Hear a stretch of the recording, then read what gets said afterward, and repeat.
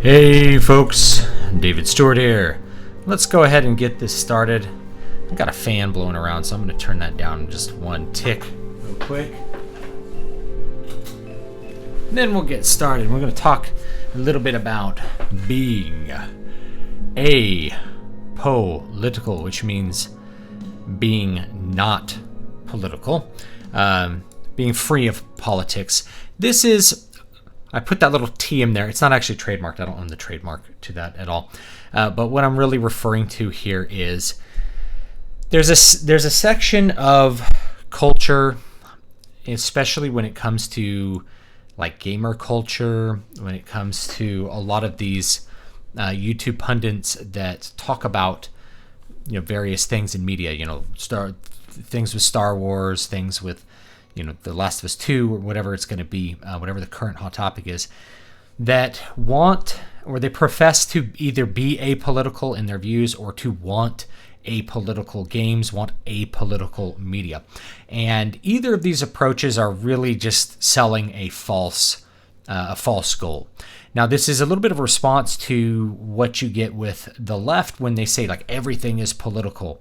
And when you hear that, and you witness what they actually do, which is they insert into their media their political messages. And so what that means by everything is political is that because art needs to contain political messages, and art always contains political messages, then you ought to be engaging in the correct politics when you are making your art. So from their perspective, they feel morally obligated to put in those correct politics as well as other things that are part of the greater culture. Now, there's the saying that Andrew Breitbart is famous for coining. I don't know if he invented it. He might have, but he's certainly famous for coining it. Politics is downstream from culture. That is to say, our political realities are a function of what culture actually produces in our minds as far as what is possible and what is good, what is either for the greater good or what is just good in general, what is the good. That's a cultural function. So the left knows this, and that is why they infiltrate corporations, especially media corporations, and then seek to use those corporations in order to put out their political messaging. So my big thing about being apolitical, which is stop being apolitical, this idea that you are going to have, I don't remember who was trying to do this, might have been the guy from The Quartering. We're going to have an apolitical games review website. I'm like, what's the point of that? First of all, if you are against the politics that are being inserted into your games, that means you're against the politics that are there, not that you're against politics in general. You probably wouldn't have noticed if it simply contained politics which you find acceptable. In fact, that's really what we're talking about here. Most people, when they say that they want things to be apolitical, what they're really saying is they want things to be within their view of the Overton window. They want things to be within the acceptable range of discourse, because all media contains messages that are directed towards either the culture or necessarily politics if it's part of the culture as well. Either they're advocating like a particular policy or they're advocating something that is a general cultural thing that does have politics as part of it. If you are looking at something like Batman, for instance, Batman is a vigilante. He's someone who operates outside of the state. And by having a story about Batman, you are having a couple of messages that are really important for the way that Batman functions, which is that, crime is bad. Antisocial behavior is bad. The crimes that Batman is punishing or the criminals he's trying to catch or apprehend, or if you go far enough back, I think he just kills people. Those are things which are unacceptable. So you're showing something which is unacceptable for society to tolerate, and at the same time, you're also making statements about what's acceptable for the state to do with those criminals and what should be acceptable for, a hero or a figure from authority to do as well, even though he's acting as a vigilante. If you catch him like Spider-Man would catch a bad guy and leave him webbed up and the police would go catch him and take him to jail or something like that. Same thing maybe with Batman. He'd leave the guy like swinging from a line or whatever it was going to be. you're making some certain statements about society. And when we see this turned upside down is when we have these convergent SJWs come in and they rewrite the narratives of these classic franchises so that Batman's no longer a hero. Batman no longer cares about law and order. He no longer views criminals in the same way he used to, as people engaging in antisocial behavior, violating the social mores, violating the law, violating the things that matter for people to have peace and prosperity. And instead, the stories start to be a bunch of gobbledygook that really doesn't have that as a message. Instead, we're trying to force in some other kind of political message to replace that. And it's only once we see the insertion of something that goes counter to that we're aware of Batman being, having at least some political content to its messaging. And in fact, once we're at this point where we're trying to make media that goes against that narrative, now we're making what amounts to a political statement simply by making something which is more regressive or more conservative. If you don't want your comic books and your movies to be changed to the new politics, you're actually a conservative. You're not apolitical at all. You are proclaiming something for the conservative side of culture. Now, of course, the left is happy to use the state to propagate its cultural ideas as well, and they've been doing that for a long time, which is why you had to read a bunch of books in school which you probably didn't like and which had a bunch of messages that were perhaps counter to what the greater culture is. So the state and the culture always have a relationship, and to imagine that you're going to be completely free of politics, it just ends up being unrealistic. So part of me saying don't be apolitical, you can't be apolitical, when people are saying they want to be apolitical, they're really kind of bowing out of a fight that they're actually in. Because if you're saying you don't like those politics in your games, you don't like those politics in your movies, you're making a political statement of some kind, right? You are pushing back against what politics are there. You end up with a political position. It's now subversive to have a story about an intact family, for instance. It's subversive to have a story about a hero who's sure of what he's doing and punishes wrongdoers, severely.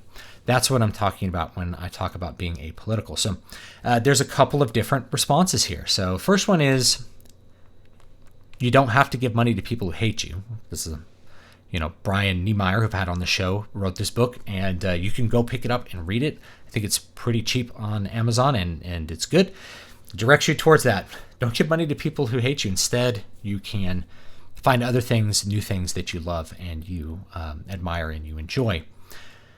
So that's part of it. The other part of it is, if you are an artist, make art that reflects your values, that reflects the cultural values that you view as important. You don't have to do this thing where you try to force in politics where they don't belong. You just tell the good stories about virtuous characters, and that itself is a subversive message at this point.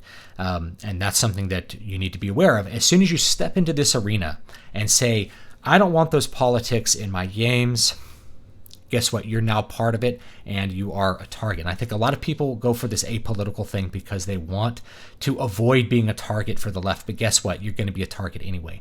They view apolitical as the same as conservative because it actually is in context.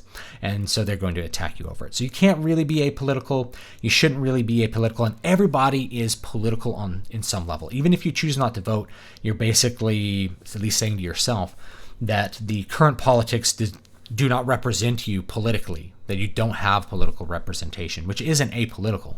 That simply means the current, political discourse, the current partisanship doesn't really include your side of things. And I know lots of people happen to feel that way. And so I'm not trying to engage in binary thinking. You need to be on this side or that side, but you're at least on your own side, and your art can reflect that. And the third one is that maybe you're not an artist, but you can certainly be part of promoting that art which you really love. Share with other people, hey, I found this cool new book that I like, and tell people about it. Tell people about new games that you like. Be part of the general discourse that pushes the thought towards the things which are good and away from things which are bad. And the big one is you have to be willing to let go of established franchises. Just because they provided you love and attention in the past doesn't mean that they get to continue doing so. All right, let me go ahead and take a look at chat, and have some discussion there, and then maybe we'll get to playing some games as well. Thank you guys for joining me. Sorry for the late start. Had a lot going on this afternoon. My father-in-law is actually in the hospital with an infection. Did not test positive for COVID, but it's it's always a worry because he had sepsis in the past and he's never really fully recovered from it. So he's had continued health problems after almost dying of sepsis. So we're always a little bit worried about that. That's one of the things that's going on with me. Let's take a look here. David Stewart's a way cooler version of me. I don't want to go I'm not very cool. In fact, I don't really care about being cool. Maybe that's what makes me cool. It's like, no, Mom, you don't know what's cool. I'm an old man now, so I can't wait for my kids to be teenagers and be like, if someone's like, your dad's cool, it's like, no, he's my dad, he's not cool. And it reminds me of these celebrities like Robert Downey Jr. and Hugh Jackman. They have like teenage kids at this point. And, their kids' friends come over to the house. It's like, whoa, your dad's Wolverine. He's like, listen, my dad is not cool. Okay, my dad is not cool. It's like, nobody wants their dad to be cool. Apolitical gaming born out of people in Gamergate who didn't realize they were reactionary right-wing or simply not on board with the alphabet lobby. I agree, Rainier. That's basically what we're talking about here. That's right on point. Much more succinct than I put it. The Gamergate folks were too busy running scared from accusations of racism and sexism and homophobia to accomplish anything. They adopted the apolitical label as a shield. Yeah, and it doesn't work. It doesn't make the attack stop. And one of the things you have to realize, and Vox Day said this in a couple of his books, SJWs always lie, SJWs always double down, which was kind of born out of Gamergate and the sad puppies stuff, which we could talk about some other time. It's probably too much to just get into that, but definitely out of Gamergate. They don't attack you because of what you said. They're not coming after you. They're not trying to cancel you because you said something wrong. That just raised your profile above the noise where they decided to target you.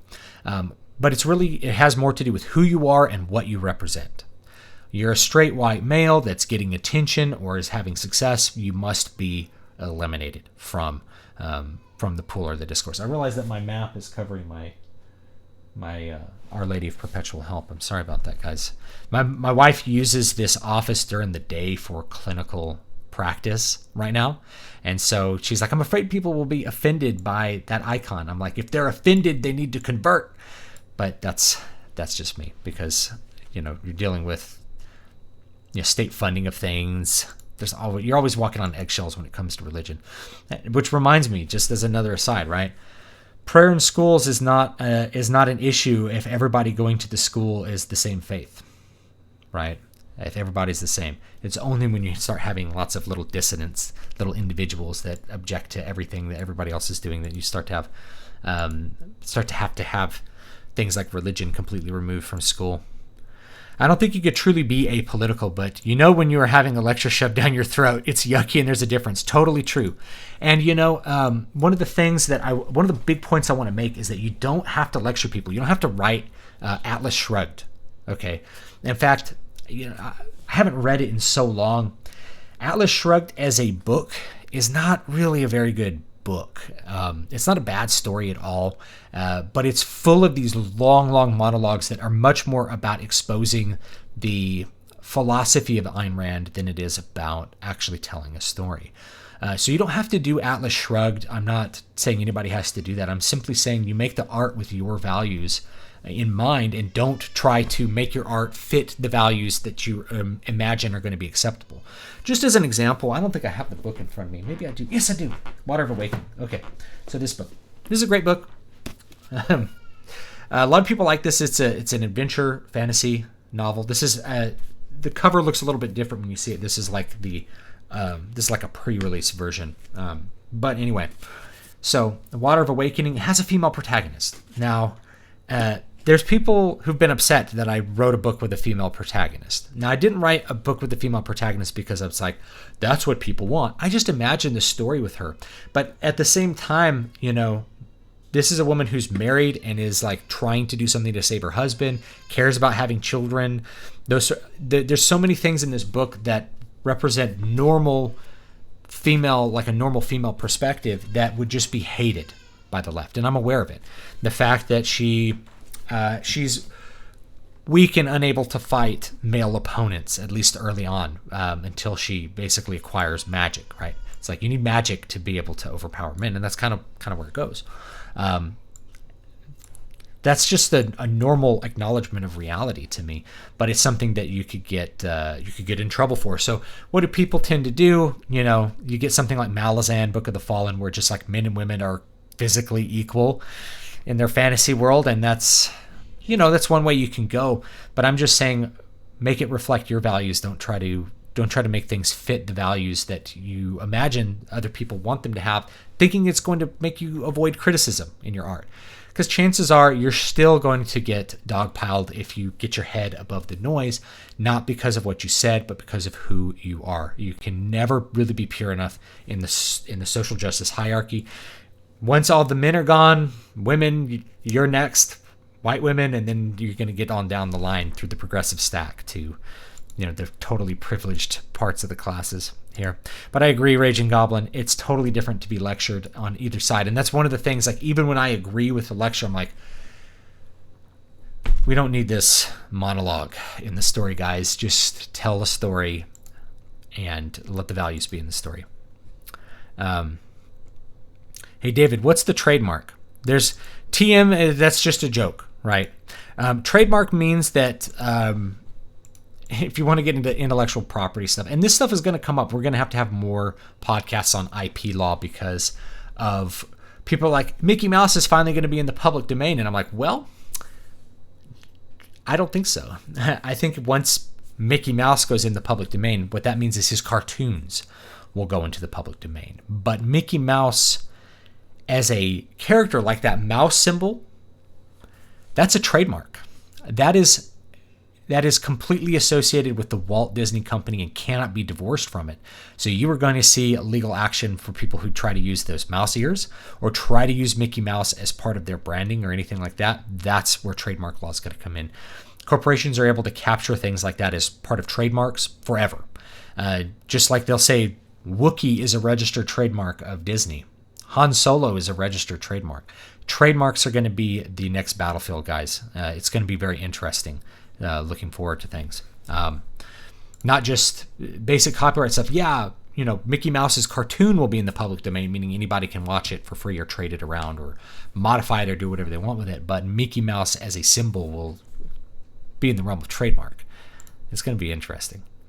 So many people in Hollywood are so out of touch they don't realize many don't agree with their politics. Everyone around them agrees with them. That's the thing, Jared. And so they are out of touch, but they're not so out of touch that they don't imagine, no, it's really, you're right. They're out of touch because they imagine their opponents to be literal Nazis. They're like, there's a whole bunch of Nazis in America for some reason, and we need to get rid of these Nazis. They haven't left LA and talked to another human being. They talk about immigrants all the time. They've never gone drinking with immigrants. They've never shared a cab with one. They don't drive in cabs. They drive in limos. And practice apolitical means having the politics common during the critic's childhood. I think you're right, Raul. That's what it is. People remember the 80s and 90s, and they're like, man, everything wasn't so political back then. It totally was. 80s were very political. The art was super political. I remember, what's that, Land of Confusion? That Genesis. Go watch the music video for Land of Confusion by Genesis. This is the Land of Confusion. It's like super anti-Reagan, worried about nuclear holocaust kind of stuff. It's a really cool looking music video with these wacky British puppets. They're just so grotesque and fun looking. I really actually like the video, even though it's very obtuse political messaging. People just weren't as, it wasn't so far away from them at that point that they felt like they were being personally attacked. So yeah, people just want things to go back to that Overton window. Can't we just go back to when we all agreed that, like, Reagan was a little too gung-ho to blow up the USSR, maybe? It's like, we're way past that now. It is a little bit progressive, but even wanting to go back to that, to shift that Overton window just a little bit to the right, and on your screen it should be going to your right. To shift that Overton window just a little bit to the right is something political. In fact, that's one of the things that I think, whether you like or hate Donald Trump, he has successfully shifted the Overton window to the right. And I can't think of any other Republican doing that ever. So, I mean, Even if you think he's a disappointment, at least he's been able to shift the discussion a little bit to the right. The conservative side of culture is the optimates. Yes, that's why I don't like to use conservative, because conservatives haven't conserved anything. If you're trying to conserve now, like this window now, I don't want to conserve now. I want to go back. I want to regress. And really what I want to say is optimates, for the good. We want to go for what the good is, and we want to work towards defining the good and moving our culture there, and of course moving our politics there as a result as well. God forbid anyone express any sort of conservative view in this day and age. Hey, oops, sorry, I'm trying to get through the chat. Let's see. This is what happens is, like, I try to scroll down in the chat's like, oh, you want to go to the bottom, right? All the way to the bottom. Nope. Where were we? Right on. People only find politics in movies distasteful once it falls outside of what they find acceptable. That's right. And even if you do what's acceptable at this point, that can actually be subversive, because you're now outside of that little window. Like having a villain say who's black at this point, that could be subversive, even though that's a neutral thing. Like his race, as far as his villainy, is neutral. But right now it's like every evil guy has to be white, because we view white guys as evil, and we want people to be less white. We want people to view white people as the enemy. I remember this James Bond movie. I think it was Tomorrow Never Dies, where the main villain was this white British guy that turned out to be North Korean or something, and had surgery to make him look white. So he was like an Asian villain, but he had surgery to be white, and it was like, what? It was one of the funniest things I ever thought of. And he was, of course, like selling African blood diamonds or something. It's chemically identical. I remember this. It's chemically identical to African conflict diamonds. It's like, diamonds are carbon, bro. They're like chemically identical. It's like it's carbon with some impurities. They're all the same. You can't source. Oh, this diamond came from this part of South Africa because of the chemical composition. It's like, you mean carbon? It's like, yes, it's pure carbon. They're all pure carbon. They're actually not all pure carbon. They have imperfections in them. Let's see here. Christopher Nolan has never come out being liberal or conservative, and as a result, he even said that people watch his movies and call him either left-wing or right-wing as a result. Yeah, I mean, he's still not... I mean, he still wouldn't be apolitical. It's just he has his own politics, and he's not... I mean, he's trying to stay out of that left-right fray, and I'm not against that necessarily.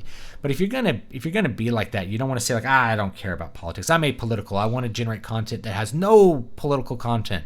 No political messaging. It's like you're basically just kind of copping out there, dude. Just be political and be honest and be respectful to other people. And just, you're gonna have to deal with the fallout from that anyway.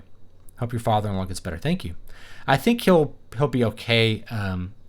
He gets sick a couple times a year, real sick. And that's kind of where we're at.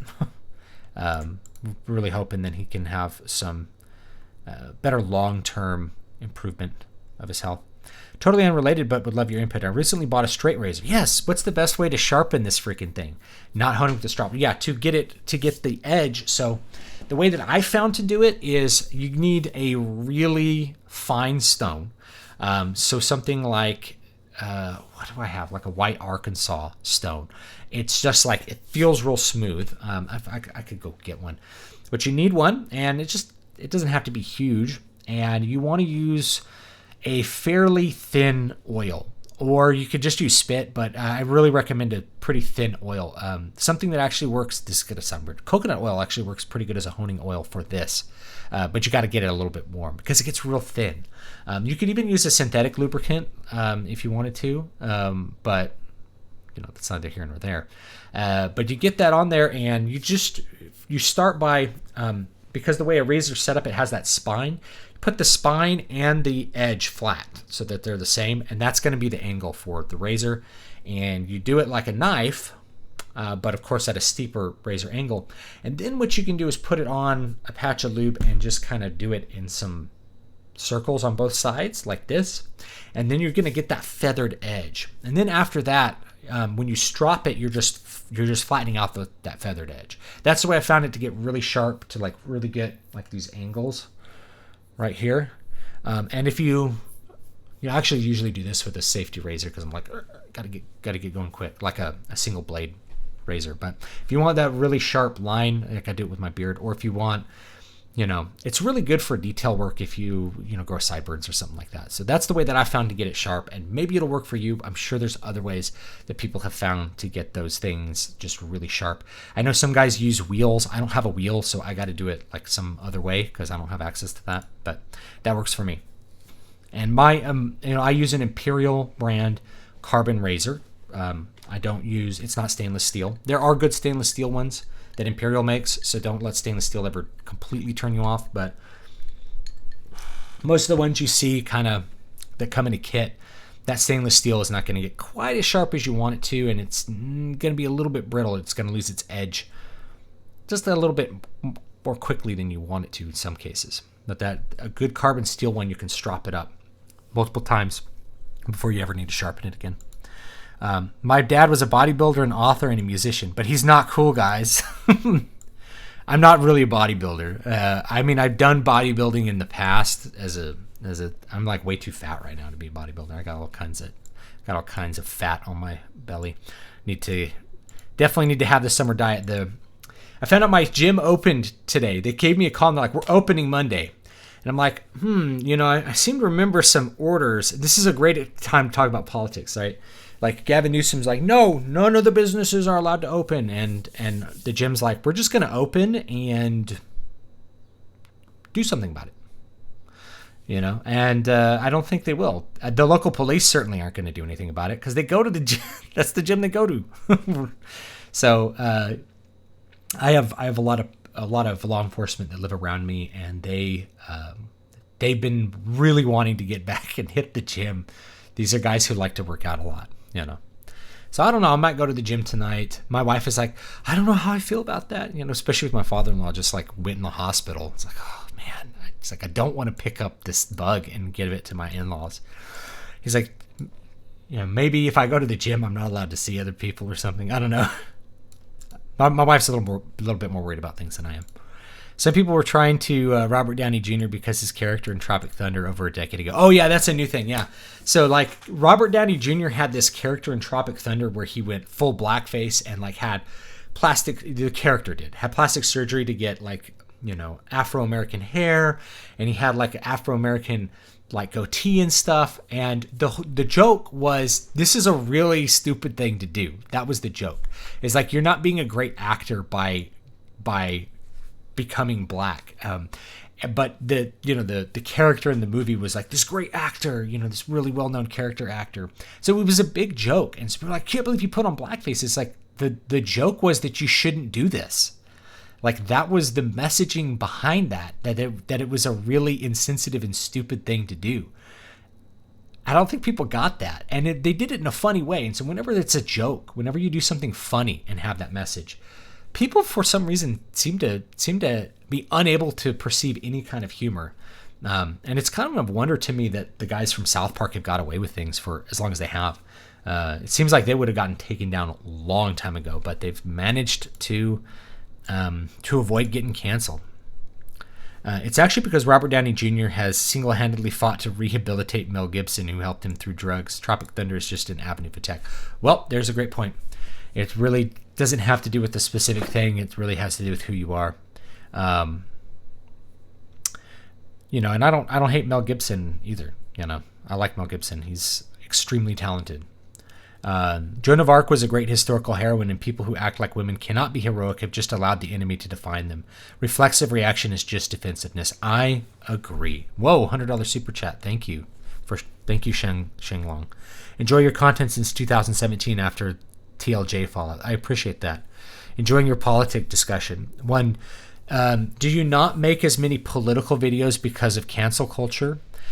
Two, what do you foresee happening with Hollywood or other media over the next years with the culture wars? Okay, so let's answer number one.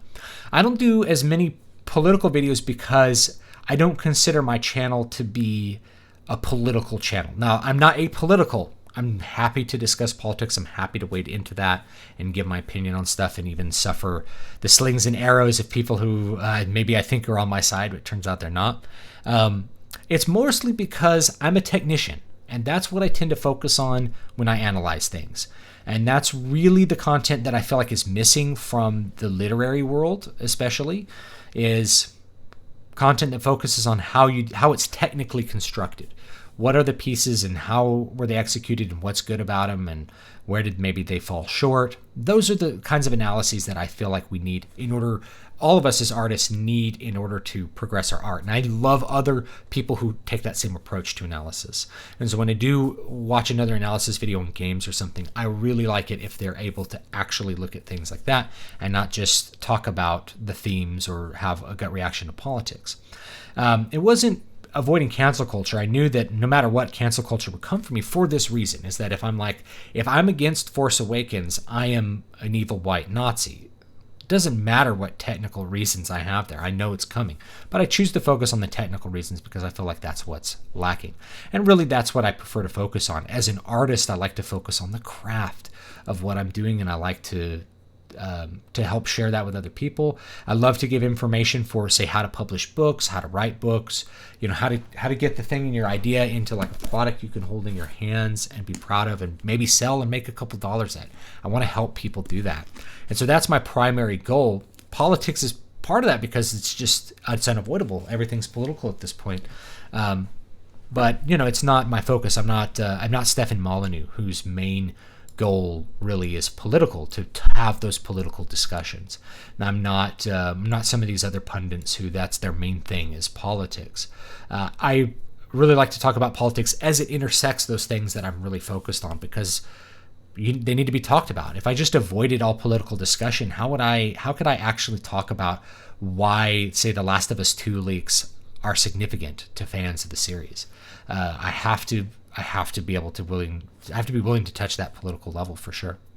And of course, my books are going to represent my value system, which means that I'm going to be on the outs with a big portion of people in the media due to politics. So number 2, what do you foresee happening with Hollywood, other media over the next years with the culture wars? It is really hard to know, and I'm not the best at predicting the future. But I think there's a strong possibility we're going to have continued decentralization. One of the things that's been happening over the last 2 decades that has gone under the radar is that even though culturally Hollywood is still in Hollywood and the movers and the shakers are still physically meeting with each other in Hollywood, the physical productions are increasingly done outside of Hollywood, outside of Los Angeles area, outside of California. Initially due to just say things like tax reasons. It's cheaper to shoot in Georgia. There's a whole bunch of stuff that's shot in Georgia now. Why Georgia? Why this red state? Well, it's a better environment for business. So just with that, by moving productions out of LA and by being more virtual, you start to reduce this concentration of people in one area, kind of mixing up and kind of incestuously sharing their culture. So I think we'll see a continued decentralization. I think also this closing of cinemas is really going to have an effect on Hollywood in the long term, because even though they could recover, Disney definitely has lots of assets. They've posted some big losses. I don't think this is going to be the end of Disney at all. It's a theme park company as well, and that this pandemic could have major effects on their theme park business. But I think it will affect the way that people think about media and movies, and I think more and more people are going to be looking towards other avenues of acquiring their entertainment. Rather than saying, oh, what's in theaters, and that's the stuff that's in theaters right now, they'll look at all of their streaming options. They might watch a movie they've never heard of. The more that you're outside of an environment where you're getting, there's kind of a cycle to cinema. So people who go to the cinema a lot, you go to the cinema, you go to the movie theater, you watch previews. Those previews tell you about the next movies that are coming to the movie theater. So you're looking forward to the next ones. You see the posters on the way there. It's a big ad cycle to let you know about the products that are coming in, and you go see the ones you want. They show you a bunch of other ones. Well, maybe one of them you want to see. That's the way the cycle is. As soon as you cut that cycle off, a lot of people after a couple months are like, I don't know what's coming out. I don't know what movies Hollywood is coming out with because I haven't seen the previews. It's only if you're on some sort of website or something where they're going to be showing you previews, or you're a captive audience, something else that shows you previews. Instead, they'll be looking at the streaming option, like what's available for streaming. Well, that looks cool. Maybe I'll watch that. And so it's a big opportunity, I think, for a lot of mid-range filmmakers, a lot of foreign filmmakers. I think people I foresee people watching more films from, say, Japan or Korea and from Europe, especially to kind of watch stuff that they like. And I don't know if the blockbuster will go away forever, but I think once you cut that cycle short, you get people habituated in a different direction. And a lot of business when it comes to media consumption is about habituation, making habits out of things. This is why Joe Rogan basically is getting paid like $100 million or something. It's a huge deal for him to put his podcast on Spotify. Now, why is it? Why would they be doing all this money for Joe? Well, of course, it's going to be good for Joe, but why would Spotify pay him? And it's because he has a huge audience, and what you want that audience to do is you want that audience to go to Spotify and go there. If they haven't done Spotify yet, they're going to Spotify to see the Joe Rogan show. And once they are watching that Joe Rogan show, then they get habituated into going to Spotify. It's to create a habit. And once they're habituated into using Spotify, then you can serve them all the other content on Spotify. And all of a sudden, they're consuming audio content on Spotify rather than on YouTube, and you've effectively shifted the audience away from one platform to another. That's the main goal of having Joe Rogan do that. And frankly, I think it's going to be pretty interesting. And when I was sitting here thinking about Joe Rogan doing this, I was like, well, maybe I need to figure out how to get more of my spoken word content onto Spotify. How do we get more of my interviews and podcasts? How do I put those on Spotify? Because there's going to be an audience shift towards audio. Already people I've seen in the comments, hey, I'm listening to you while I work out. Great. I'm so appreciative of you listening to me.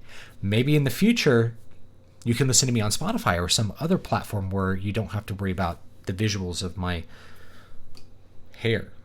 You can just listen to the words, and maybe that's what people want. And I think for a lot of these talky kind of videos, that's a great avenue. Like, why haven't I really explored that? I'd have to rethink everything I'm doing. I'm like, oh yeah, I didn't do SoundCloud because that just costs me money and no one's on it. But if it's a platform where the normies are there, people are on Spotify listening to content like mine, well, dang it, I want to be there to be part of that too. How do I figure it out?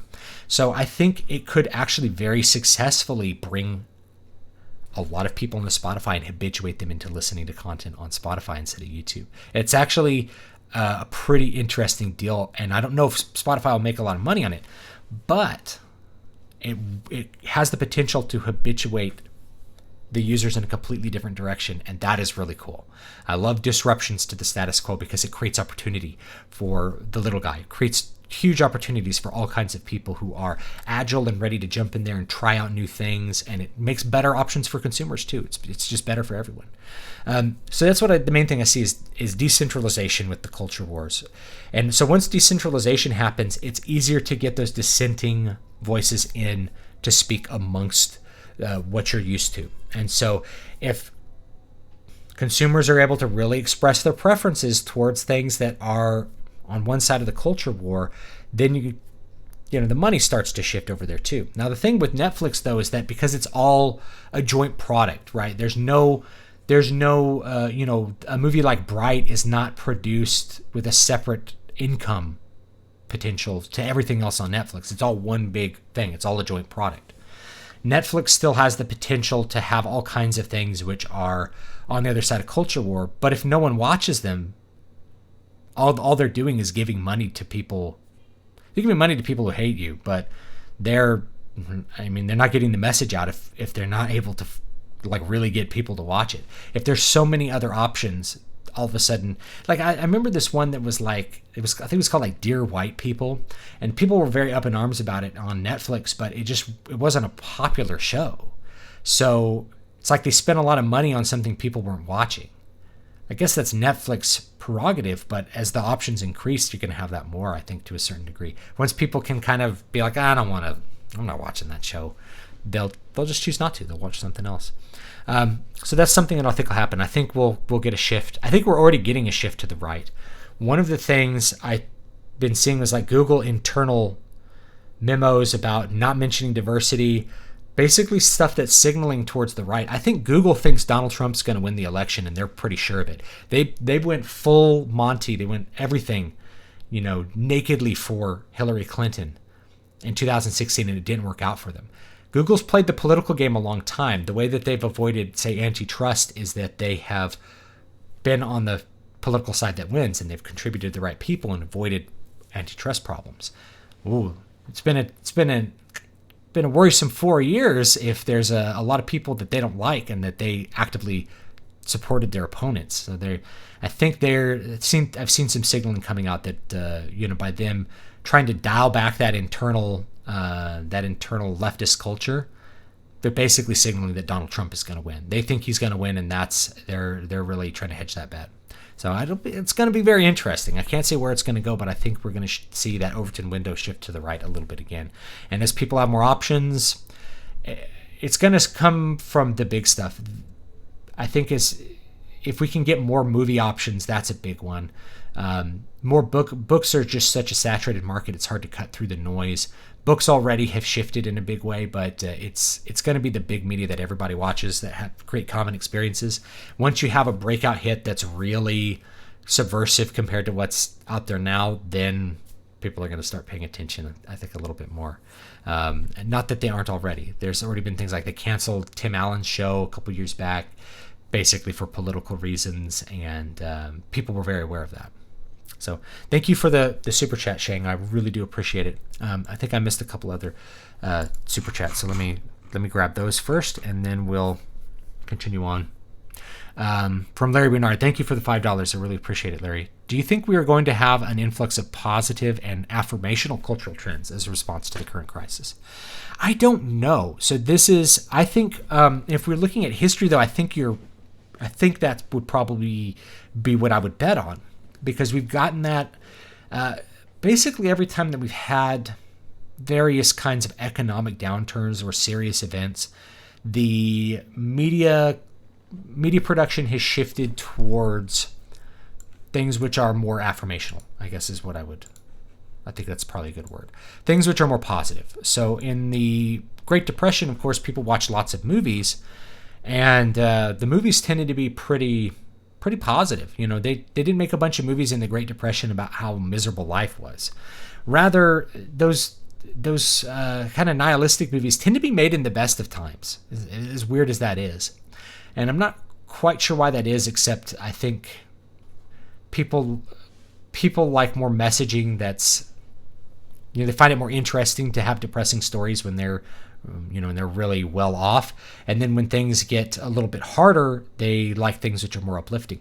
And we have this weird thing too, where, as people get into more difficult situations, they build stronger social bonds. And the stronger social bonds end up increasing their wealth and happiness, kind of in a weird inverse of what you'd think. People end up being more successful often after being laid off than they were before being laid off. It's a weird, I can't say it's 100%, but I've seen a couple of economic studies that show, like, after people get fired, people after getting fired end up making a little bit more than they did before, because they rethink what they're doing. They find a new job. They maybe wouldn't have gone and found that new job if they hadn't been laid off or whatever. The harder times end up producing better habits. Like there's all these benefits to occasional trauma, not big trauma, right? Like if you lift weights, it makes you stronger up to a point. If you try lifting a weight that's too heavy to lift and you hurt yourself, then you're just injured, right? So it's all about how much stress it is. A small amount of stress can be eustress. It can actually improve you, but large amounts of stress obviously are gonna harm you. So I don't know. I think we'll probably see that coming back around, and people want more escapist. And that's the first thing I felt when this pandemic happened, and I could feel it happening. And I was talking to my wife right before I went on here, and she's like, "Everything you said happened.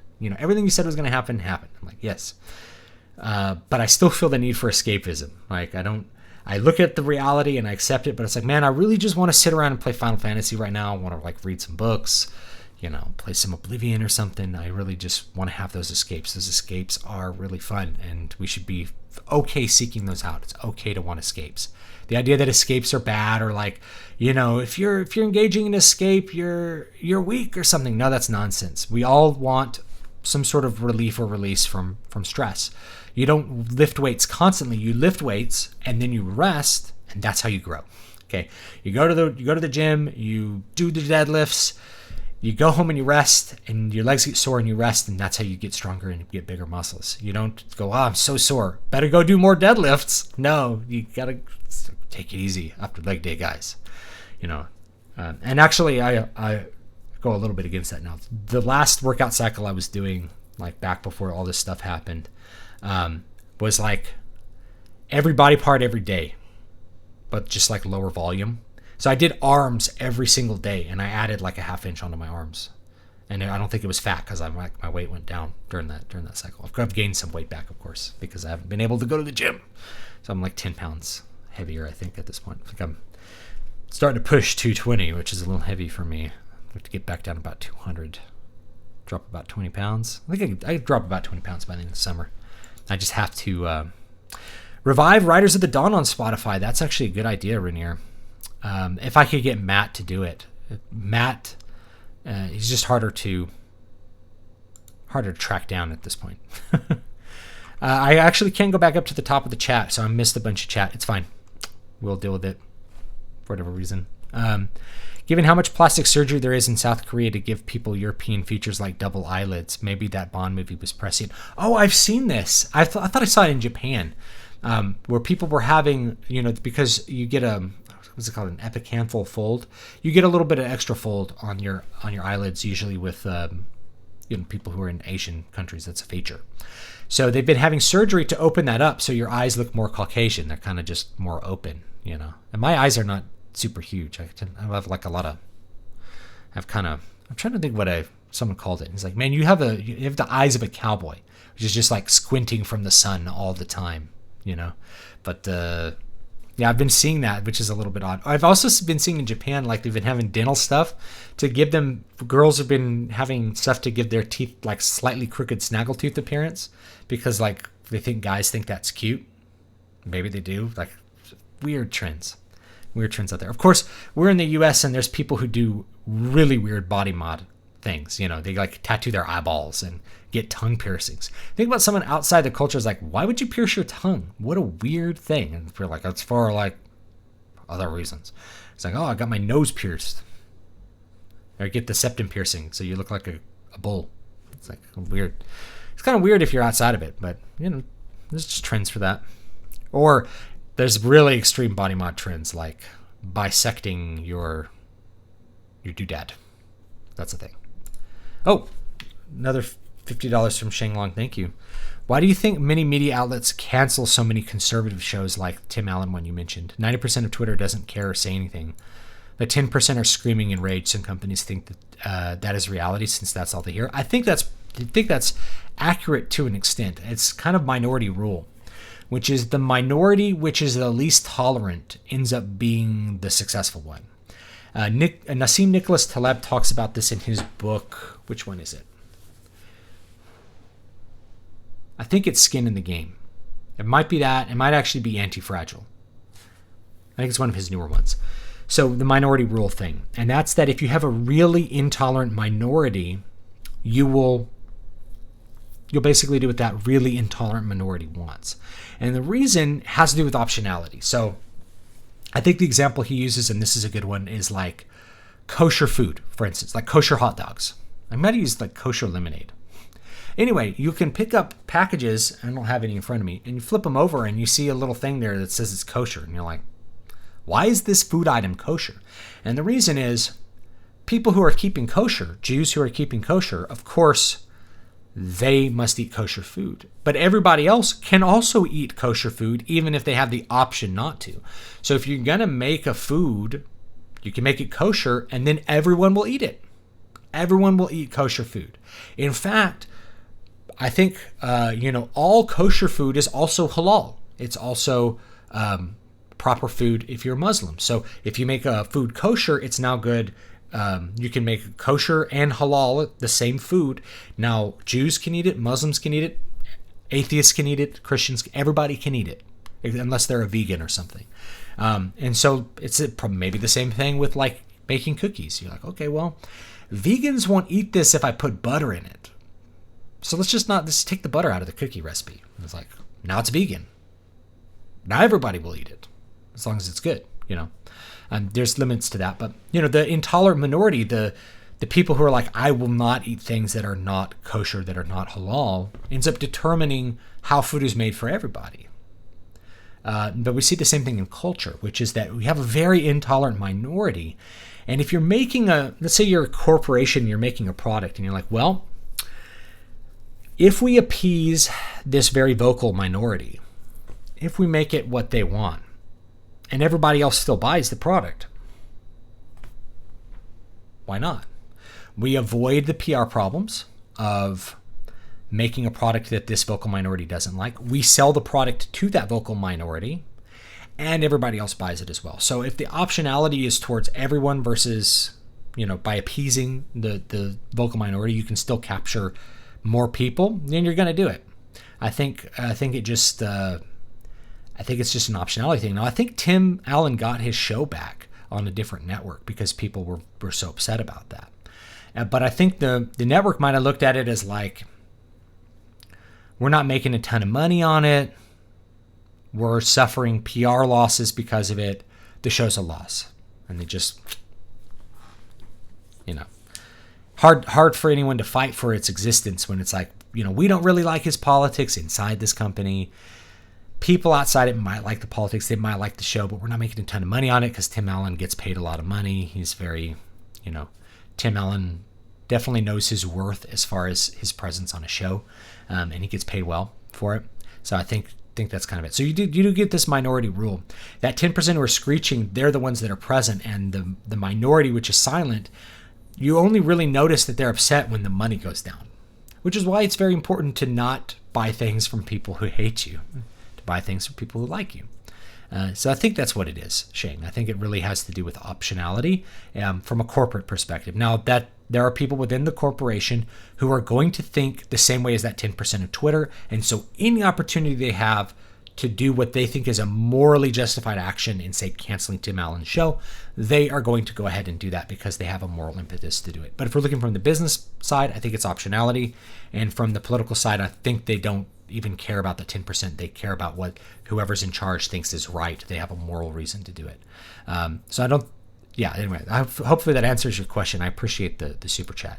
And I missed the super chat from Sound Engineer. Thank you for the $5. I really appreciate it. Thank you for your streams. I always thought I was apolitical until I saw people working to take freedom from others. Yeah, and being for freedom is a political value, right? And I mean, that's being a libertarian. When you're a libertarian, you're saying the ultimate political value is freedom. Freedom is the ultimate political value, not the ultimate personal value. Because obviously, I don't live my life in a personally libertine fashion. I don't live myself. I only sleep with my wife, right? I don't have the freedom to go and date other women. I'm more than okay with that, right? But when we're talking about political freedom, it'd be the freedom to decide who you want to marry, right? Where you want to live, what job maybe you want to do. Those are all parts of political freedom. And the freedom to express oneself in a capacity and not be cut out of the market or to not be jailed, those are important as well. The ability to express yourself freely, I think, is a very important political value. That's not to say it's the only political value that you have to consider, but from the libertarian perspective, we say it's the ultimate political value. It's the prime political value is maintaining as much freedom as possible within the state system. And I do think that that's important, especially at the national level. The national level, the libertarian perspective is accurate. As you get closer to the local to the local level, you just end up in systems that libertarian doesn't really apply to. You're into fractal localism, which is just a different thing entirely. Bradford Walker, the revealed threat of an antitrust suit against Google's parent company likely influenced that recent policy shift. You're bang on. They play politics, and they know if they are good to the people that are in in office, then they will probably be able to come out clean on the other side. I think TM should go back to being like it was in the 20s or 30s, trademarks, or 1860s, where you owned an IP for 16 to 21 years until it goes to public domain. So you're thinking of copyright. Copyright is the work, the book. Trademark has to do with a corporate brand, a brand that is irreconcilably inseparable from you.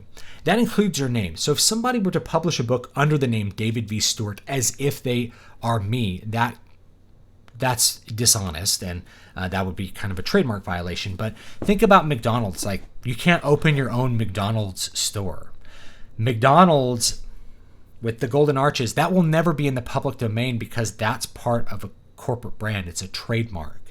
It really shouldn't be in the public domain. Otherwise, you can just open up a fake McDonald's and get free advertising from McDonald's when they put out all their radio ads, because McDonald's as the brand is advertising for McDonald's. You just be leeching off of them. So trademark really shouldn't be in the public domain. Copyright, eventually I think it's fine for copyright to go into the public domain, meaning that anybody can read this for free. Anybody can alter it, rewrite it, write an unofficial sequel. We kind of need to understand, though, that someone writing that's not official. That's not what the author actually wrote. Otherwise, you're being dishonest. So honest public domain is, of course, this author's been dead a while.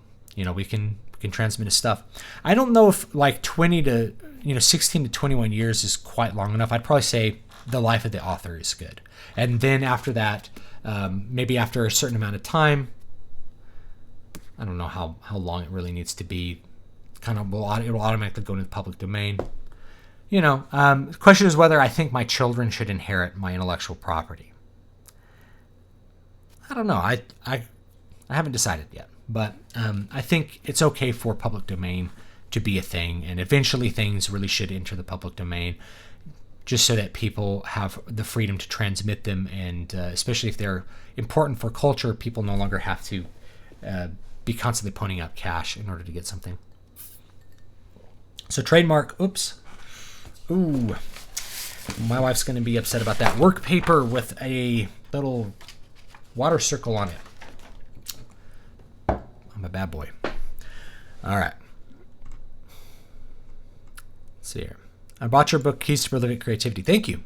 Will help me in future endeavors, especially since university is uncertain. Cheers. All right. Thank you. I appreciate that. It's all about those good work habits and figuring out your macro. I read how the independent film market could open more doors for new filmmakers to break into the industry as a result of Hollywood being closed for months. Yes, it's an opportunity for those who are agile and can do it to make it happen. And I really look forward to seeing how that is. Oh, another super chat from Shang. Thank you. I appreciate that. What I have trouble understanding is why Hollywood would continue to make woke properties after things like Ghostbusters 2016, which was a flop, Terminator Dark Fate, which I think was also a flop, Charlie's Angels 3, a flop, I think. I think they made that Charlie's Angels with Kirsten Stewart, like with a haircut that made her look really ugly. They like made the girls not even look good, etc. That were financial failures. Wouldn't stockholders, execs say enough? That's really the question, because stockholders and executives, they can exert power and influence, but it's not direct. So there's a bunch of different ways that corporate cancer can get in that like the board of directors really doesn't have control over. And you may also, the board of directors may, the board of directors are elected by stockholders, but a lot of the individual stockholders never really vote. They give their votes to whatever management company they maybe have the stock through. And then some large stockholders are able to basically control the vote. So the stockholders, maybe they elect the board of directors. The board of directors want to change things. You're still, through that process, working 6 months at least behind whatever's happening. Now, how do they go about changing things? Well, they have to hire executives that are going to make the changes that the board of directors wants them to make. By the time corporate cancer is is like deep in your company, it's really hard to cut it out. It's like metastatic cancer. It's going to take chemotherapy that can almost kill you. You're going to have to fire a lot of people. And the way it gets in, Vox Day is totally correct in this, because I've seen it happen outside of Hollywood as well. It comes in through the HR department. So the HR department gets a couple of people in it that are lefty. And what they do is they hire their friends. So maybe a position opens up.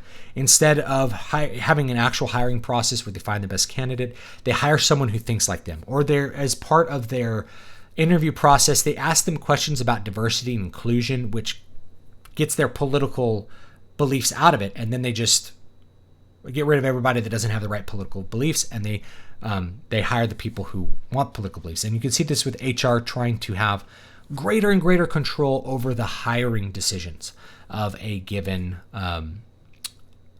company. So rather than the department doing all the hiring, HR is like, we're going to do all the hiring. So once you are looking at a production company, you have producers, you have all kinds of people who are going to be deciding who is going to make hiring decisions. And they're going to pick people who make the hiring decisions that have the people, get the people in place to do this. The board of directors is going to have a hard time saying, well, we want to make all the decisions about what scripts you produce, because you're producing really crappy scripts. You end up delegating because it's too difficult to do that. So you delegate, and you hope that you've delegated that in a way that you avoid this.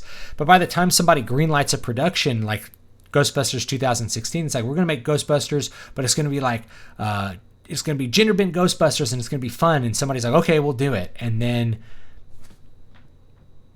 there may not be a whole lot of oversight before the movie's being made. And once the movie's being made, you kind of have to finish it off to try to recoup your investment at least a little bit. So even with something like Ghostbusters 2016, they might have known it was a bad movie, but it got made. They shot the movie. Might as well put it out and see what we can get.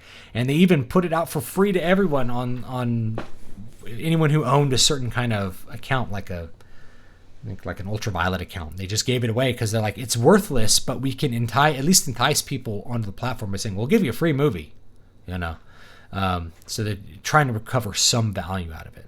So stockholders and executives would say enough, but it really has to be company-wide, because Charlie's Angels is produced jointly with all the other movies which are successful.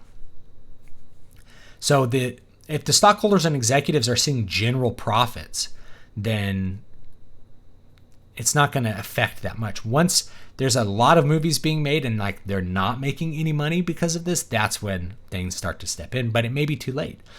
Just a couple of quarters of losses can wipe out the entire value of a big company, because they tend to keep their books really, they don't keep a lot of cash on hand. They have a lot of debt, and it's actually easier to take out debt than it is to try to save cash. And there's a bunch of things that go with that. I'm not a tax lawyer, so it's really hard for me to communicate it, but tax lawyers have kind of got the idea on it.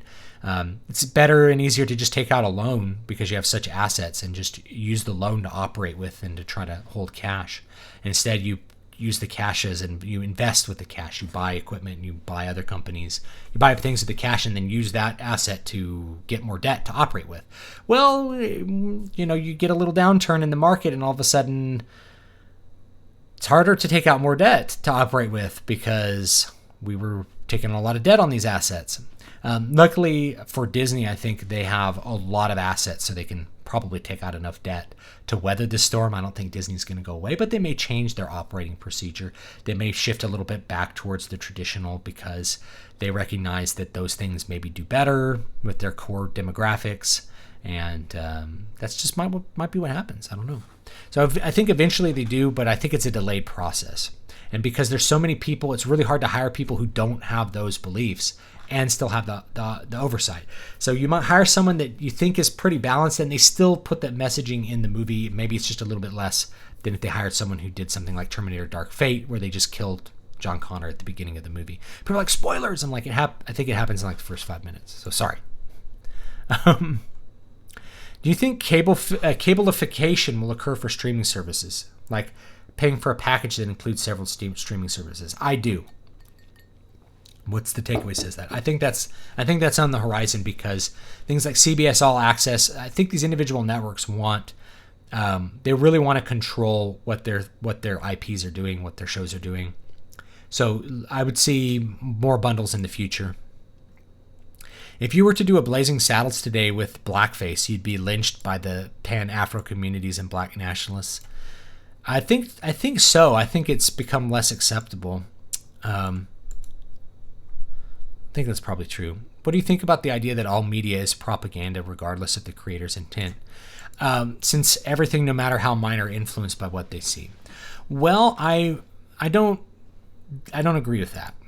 So I'm not a believer in like the death of the author. And if the death of the author is a real thing, this is a more modern idea, that the author's intent doesn't really matter. I think the intent really comes across. One of the reasons that we don't like, the political, all this, like, oh man, what's with all this leftist propaganda being inserted into my games? We recognize the intent of the things that they're doing. So I think it's not that hard to understand creators' intent unless they're intentionally being completely vague about it. I think intent usually comes across. So I'm not a big believer in the death of the author. But at the same time, all media, all stories have core messages to them. They're presenting ideas as part of it. It's not just events without meaning. There's meaning behind the stories. We want there to be meaning behind the stories. That's why we like them. So in that sense, they're, quote, propaganda, but really not, because propaganda is really something that's directed towards something more specific with politics. I think if you're going to draw a line between that, everything has a message, but not everything is specifically propaganda. Propaganda to me would be more like, Fahrenheit 9/11 or something like that. That's just going in one political direction directly and lying to people, So yeah, I'm not a believer in the death of the author. I think intent is apparent and matters. Google cutting down its diversity programs may have been an attempt to come out ahead of the antitrust investigations. Will you be playing Cyberpunk 2077? I don't know, but I heard that you can change your genitals, which is like, I could finally play that hot tranny, I guess. Like, what a weird thing, what a weird feature to put in your game, What a strange feature. Oh, another super chat from Shang. Thank you. Last question, slightly different topic. Coronavirus impact. What do you think will happen with all these rigid lockdown states, and how do you think the economy will fare over the next year? Great question. I'm not perfect at predicting any of this stuff. I'll just use my locality as kind of an example, which is, I think you're going to see a lot more civil disobedience where businesses just refuse to stay closed. And of course, in order for you to close that business down, you have to have law enforcement be willing to do it. So if the law enforcement, it really comes down to the enforcers, right? If law enforcement doesn't really believe in enforcing lockdowns, then they'll simply evaporate, just like a puddle evaporating on a summer day. It just slowly go away as more and more businesses open up. The ones that are staying closed are like, why are we losing this business if everybody's opening up and ignoring all of this stuff? We're simply, it's kind of a tragedy of the commons, but not kind of in reverse. We're losing out on money every day that we stay closed. And every day that we can get closer to open, that's us recovering. I think a lot of businesses are just going to do like what the local businesses here are, which is like, we're declaring ourselves an essential service and we're opening up. And you could try to shut us down if you want. And the gym is interesting because it's basically like, you like swipe your card and go into it. It's not, if the police came to shut it down, who would they arrest? Chances are there'd be no one there. Well, we're here to lock down this door, but it appears that there's a room full of weights. Maybe we should just work out. So that's what I think will happen with the lockdowns, is I think less and less people will be accepting of it. Long-term lockdowns were never supposed to be any kind of solution, even from people who were like, we need to take this really, really seriously. It was more like, well, you need to take serious precautions. Yes, there's a negative economic impact to making everybody put on a mask or like closing things down for a couple of weeks. There can also be a big negative economic impact to lots of people dying. So you're kind of picking. It's not a binary thing. But as time goes on, people are like, okay, well, we all agreed we were going to do this. So if it didn't work, then we shouldn't have done it to begin with, right? If it's not doing anything. So let's go ahead and open up our businesses and get back to work. I think we're going to have a lot more civil disobedience here in California. And because I live in rural California, it's a different world, guys. People don't realize this when you're not from one of these so-called blue states. Even New York. You just go a couple minutes outside the city, the big city, and it's like, you're out in the country, man. There's like, it's like uninhabited space out in some of these places. So people are very different over here. Out in the country. They're not like people in LA or San Francisco. In fact, those are like different species to most of us. The businesses here will be like, nah, we're doing what we want. And the police here would probably be like, we're not going to enforce it. You know, police, the local sheriffs here and the local police here would probably just not enforce any kind of lockdown. They just wouldn't do it. They'd be like, well, we're already spending our resources, you know, catching criminals, doing the things we're supposed to do. And if somebody from the state came down and said, you better close this business up, it'd be like, you're probably not going to check up again. We'll close them down. Trust us. That's what I think will happen. So that's my prediction. So hopefully that answers your question. That's what I think will happen. Now, long-term economic impact, I think we'll come back from it because American people are very industrious. They're happy to get back to work. Debt is still very cheap, and I imagine debt will be fairly cheap in the future. Small businesses will eventually come back. That's the thing that I'm worried about. If I'm worried about anything, is that these sorts of measures are designed to strangle small businesses. Small businesses will just get to a point where they refuse to comply, and if the police don't want to make them comply, then that's the end of the lockdown. It doesn't matter what the governor says. That's the end of the lockdown. Large corporations are going to weather it because they have more assets to take out more debt, to last longer with the business turning down. So I think it'll turn around. And I actually think you'll see an increase in economic activity like quarter 3 and 4, which will indicate that people have gotten back to work. They're starting to, you know, get back into normal spending habits. They're starting to produce economically again. So I think you'll see a big resurgence in what's going on there. I think long-term economic impact, I think there'll be a lot more demand within politics, the political side, to decouple with China. And I don't think that that's a bad idea. Having, you know, free trade is good in a whole bunch of different ways. And the consumer is always the one that's going to pay when it comes to tariffs. But there's benefits to at least making sure that you have some domestic production of everything which is essential. And it turns out medical supplies are pretty essential. We shouldn't have zero domestic production of most of our medical supplies. But we've also learned that, you know, factories can be converted over to do different things actually pretty easily by very industrious capitalists. So I see a lot of positive things maybe in the second half of the year. But I think we'll start getting back to work here, whether the lockdown extremists like it or not. I think we're going to be. I think people are going to come back and just stop obeying. Doesn't mean that you should stop washing your hands or stop caring about basic precautions. I think it's going to be very dystopian what's happening in schools, though, and I'll just tangent into that. What they're doing now is like they're going to reopen schools, but the CDC has all these dumb things. It's like kids have to stay 6 feet away from each other, and no class can mix with any other class. I'm like, so you've taken the most dystopian part of like a child of our society, which is public education, and made it horrifically dystopian. I don't think that's going to hold up. I think you're going to get a lot of pushback, and I think if it's really bad, I think you're going to have more and more people trying to find other ways to educate their kids, especially if they've, you know, if one person ends up having to stay home because of this, then they might just be like, well, maybe we'll just homeschool and we figured out how to do it with one income or something. I don't know. Everything's kind of up in the air, but I think we'll see a recovery towards the end of the year that will improve a lot of people's outlook. Can't be 100% on that, but things obviously are not good right now.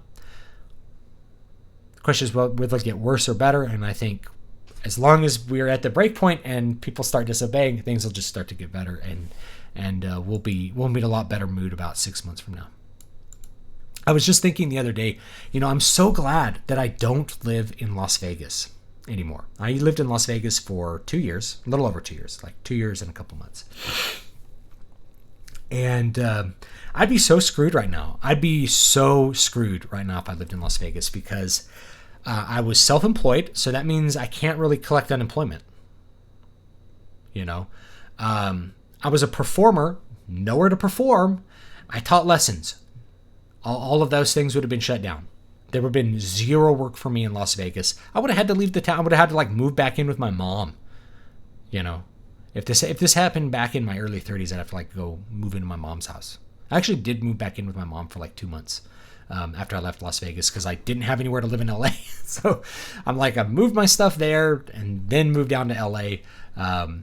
It was like a temporary thing. I was like, I got to get out of this town now. And so I was in Bakersfield. For a little while till I was figuring out what I was doing in LA, till I got a job in LA.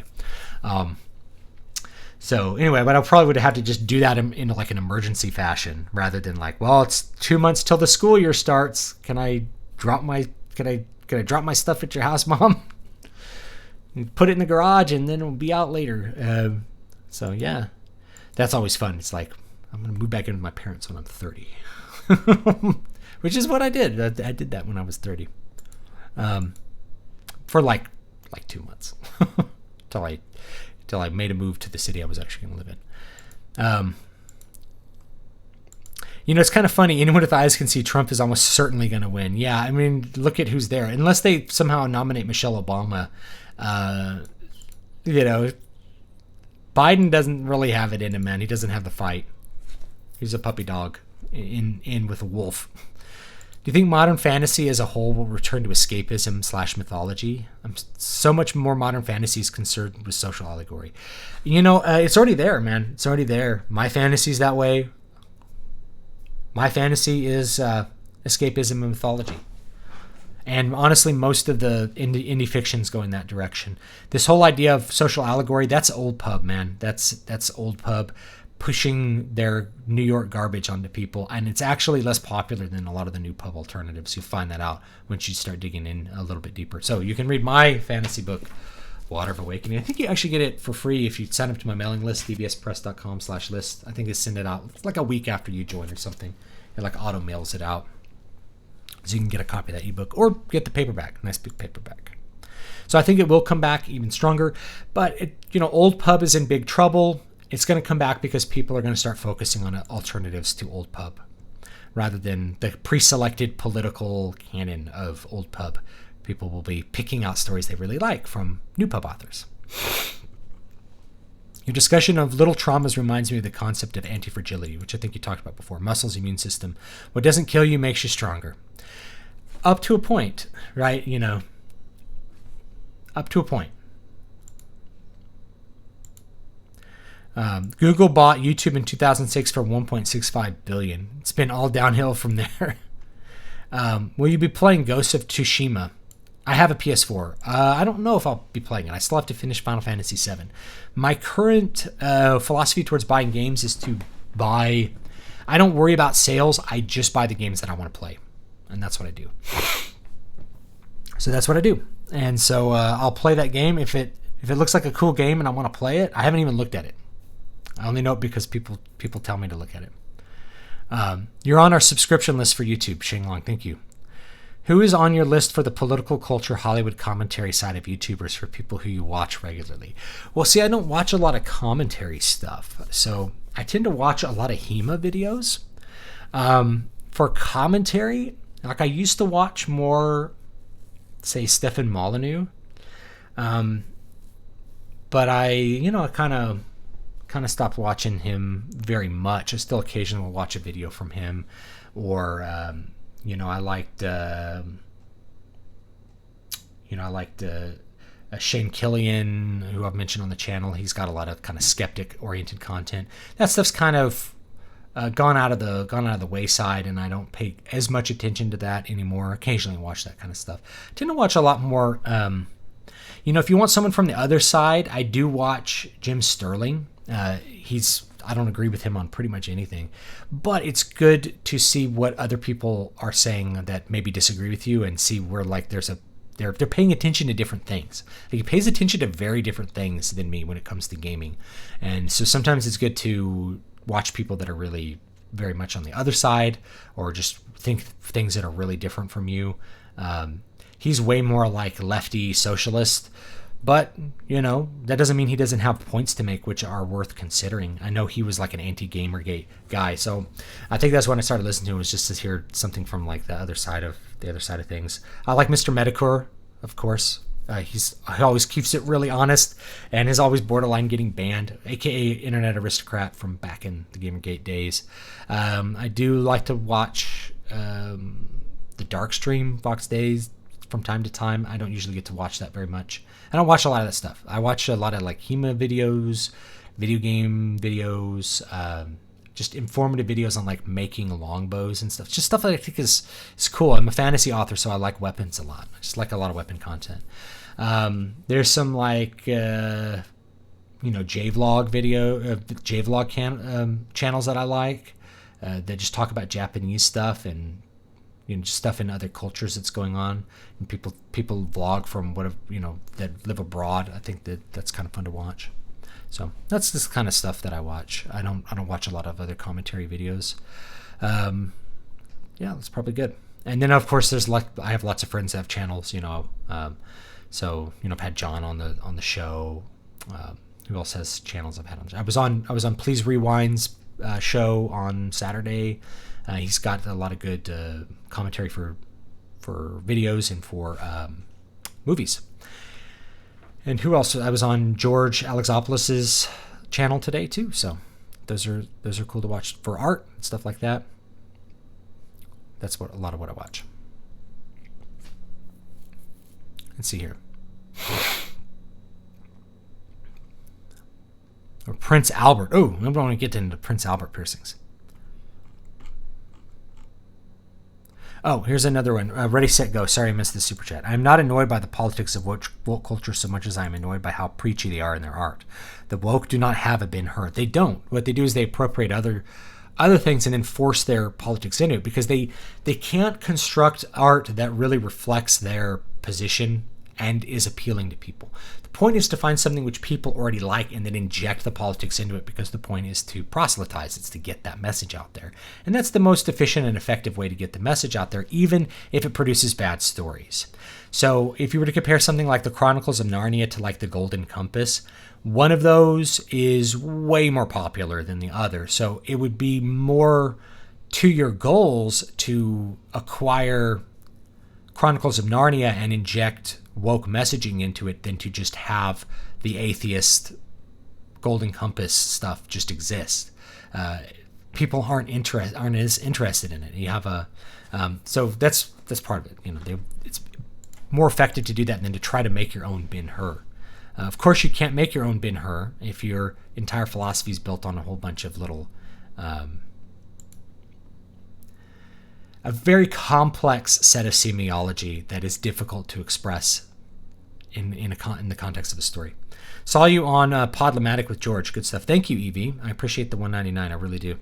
George is a great guy, and he drew the cover for the coronavirus anthology, which you can get the ebook for free, or you can get the paperback for like $6.75 or something for this huge magazine-sized paperback.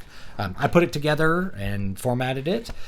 Just got a bunch of great pulp authors that I know, and we just all threw different books in and different stories in to make this huge compendium of stuff. There's so much stuff in here. There's samurai stuff in here.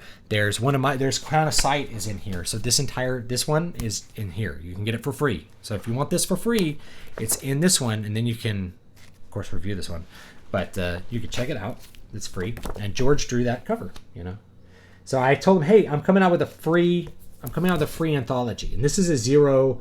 I collect no royalties from this. No one does. It's completely free. We haven't made a dime. Actually, that's not true. In the time it took me to make it free on Amazon, I think I made about 10 cents of royalties, but or maybe $1. That no one's really making any money on this whatsoever. I'm certainly not.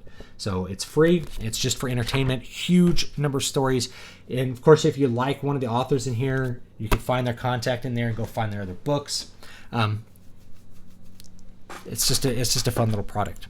So hopefully you'll take a look at it. All right, let's see where I was at. Hey, what's up, Kind of Corner? Yeah, there's another channel you can watch for movies. that doesn't do dumb analysis like, I like the way this made me feel, kind of surface level stuff. I liked the effects. They were very sparkly. Your discussion... Missed a bunch. Here we go. Where am I? Maybe a clause that could solve the inheriting IP issues to keep copyright only the life of the author, but have an invested interest clause that passes to families, friends for a certain amount of time. Yeah, maybe it's something like you can't transfer you can't make new adaptations or something under the same name. I don't know. Do you think fantasy as a whole will ever return to escapism? Oh, yeah, I answered that. I think it will. Suicide Squad director David Ayer responded to an SJW criticism of his Harley Quinn by tweeting, "Everything is political now. Everything. I just want to entertain." Yeah, too bad. He's finding out the hard way. You can't. You just have to say, listen, I did what I did, and if you don't like it, go to hell. I believe these are the things I believe. Rainier, to Shing Long's question, many of the executives themselves are the cancer. Yep, that's true. Think Kathleen Kennedy's decision on Star Wars, or Amazon killing its Conan series for being too masculine. Yeah, but to go back against that, you have the board of directors that could fire those people and replace them, but then that person has to replace every person that person hired. You got to go through and figure out if they were cancer or not. That's a huge amount of effort. It's difficult to cut the cancer out once it's metastasized and spread all over the place. I know a lot of producers, they buy their own BS. That's why there are so many woke movies. Paramount is run by BuzzFeed reading liberals. It's true. They do it for moral reasons. And then it's really hard for stockholders to exercise their control because you're going through several layers to get there.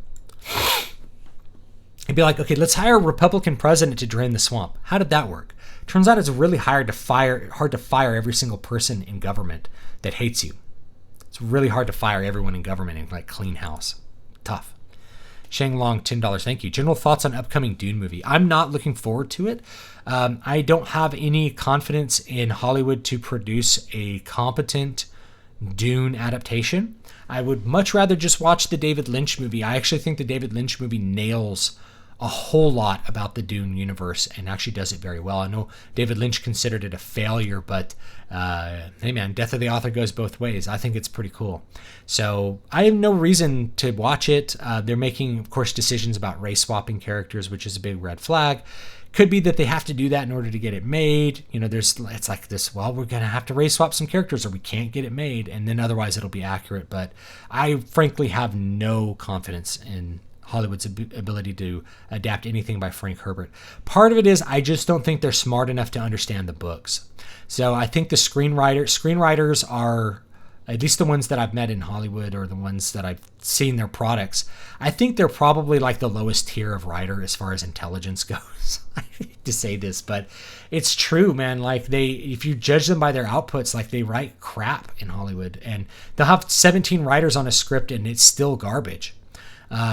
Because I think none of them know what they're doing. They're terrible writers. So I don't have the confidence for the people producing it to actually understand what the hell Frank Herbert was even saying in the books, much less produce an adaptation. What I expect them to do is to go back and look at David Lynch's movie and say, like, how can we make this 2020 and look cooler? And that's what they're going to go for. Rather than actually just doing a new original, like more accurate adaptation of the original Dune book. I have no confidence in it, so I probably am not going to see it. Why bother? I could just watch the David Lynch one. As Tolkien showed, evil doesn't create, just parasitize. Kind of Corner says he has experience about working as a script editor out in LA. I've gone through LA processes. Not crazy about it. As Tolkien showed, evil doesn't create, just parasitize. Yes, these cancerous executives run popular properties into the ground and then move to a new studio product. That's what they do. They can't. Anytime they do try to produce something which is from their side, it's inevitably a failure because their semiology doesn't point to the truth. People smell it out immediately. They're like, this makes no sense. It doesn't resonate with people, even people that just aren't even on. They're just not really thinking on any kind of political wavelength. They go in and it doesn't resonate with them. They're like, what the hell was that? And then they forget about it. That's not the way to make a franchise. You have to capture the attention of real people. There's an upcoming movie titled All-Star Weekend featuring Robert Downey Jr. as a Mexican, Jamie Foxx as a white racist cop, and Benicio del Toro as a crazy tattoo artist. What? Okay. That sounds funny.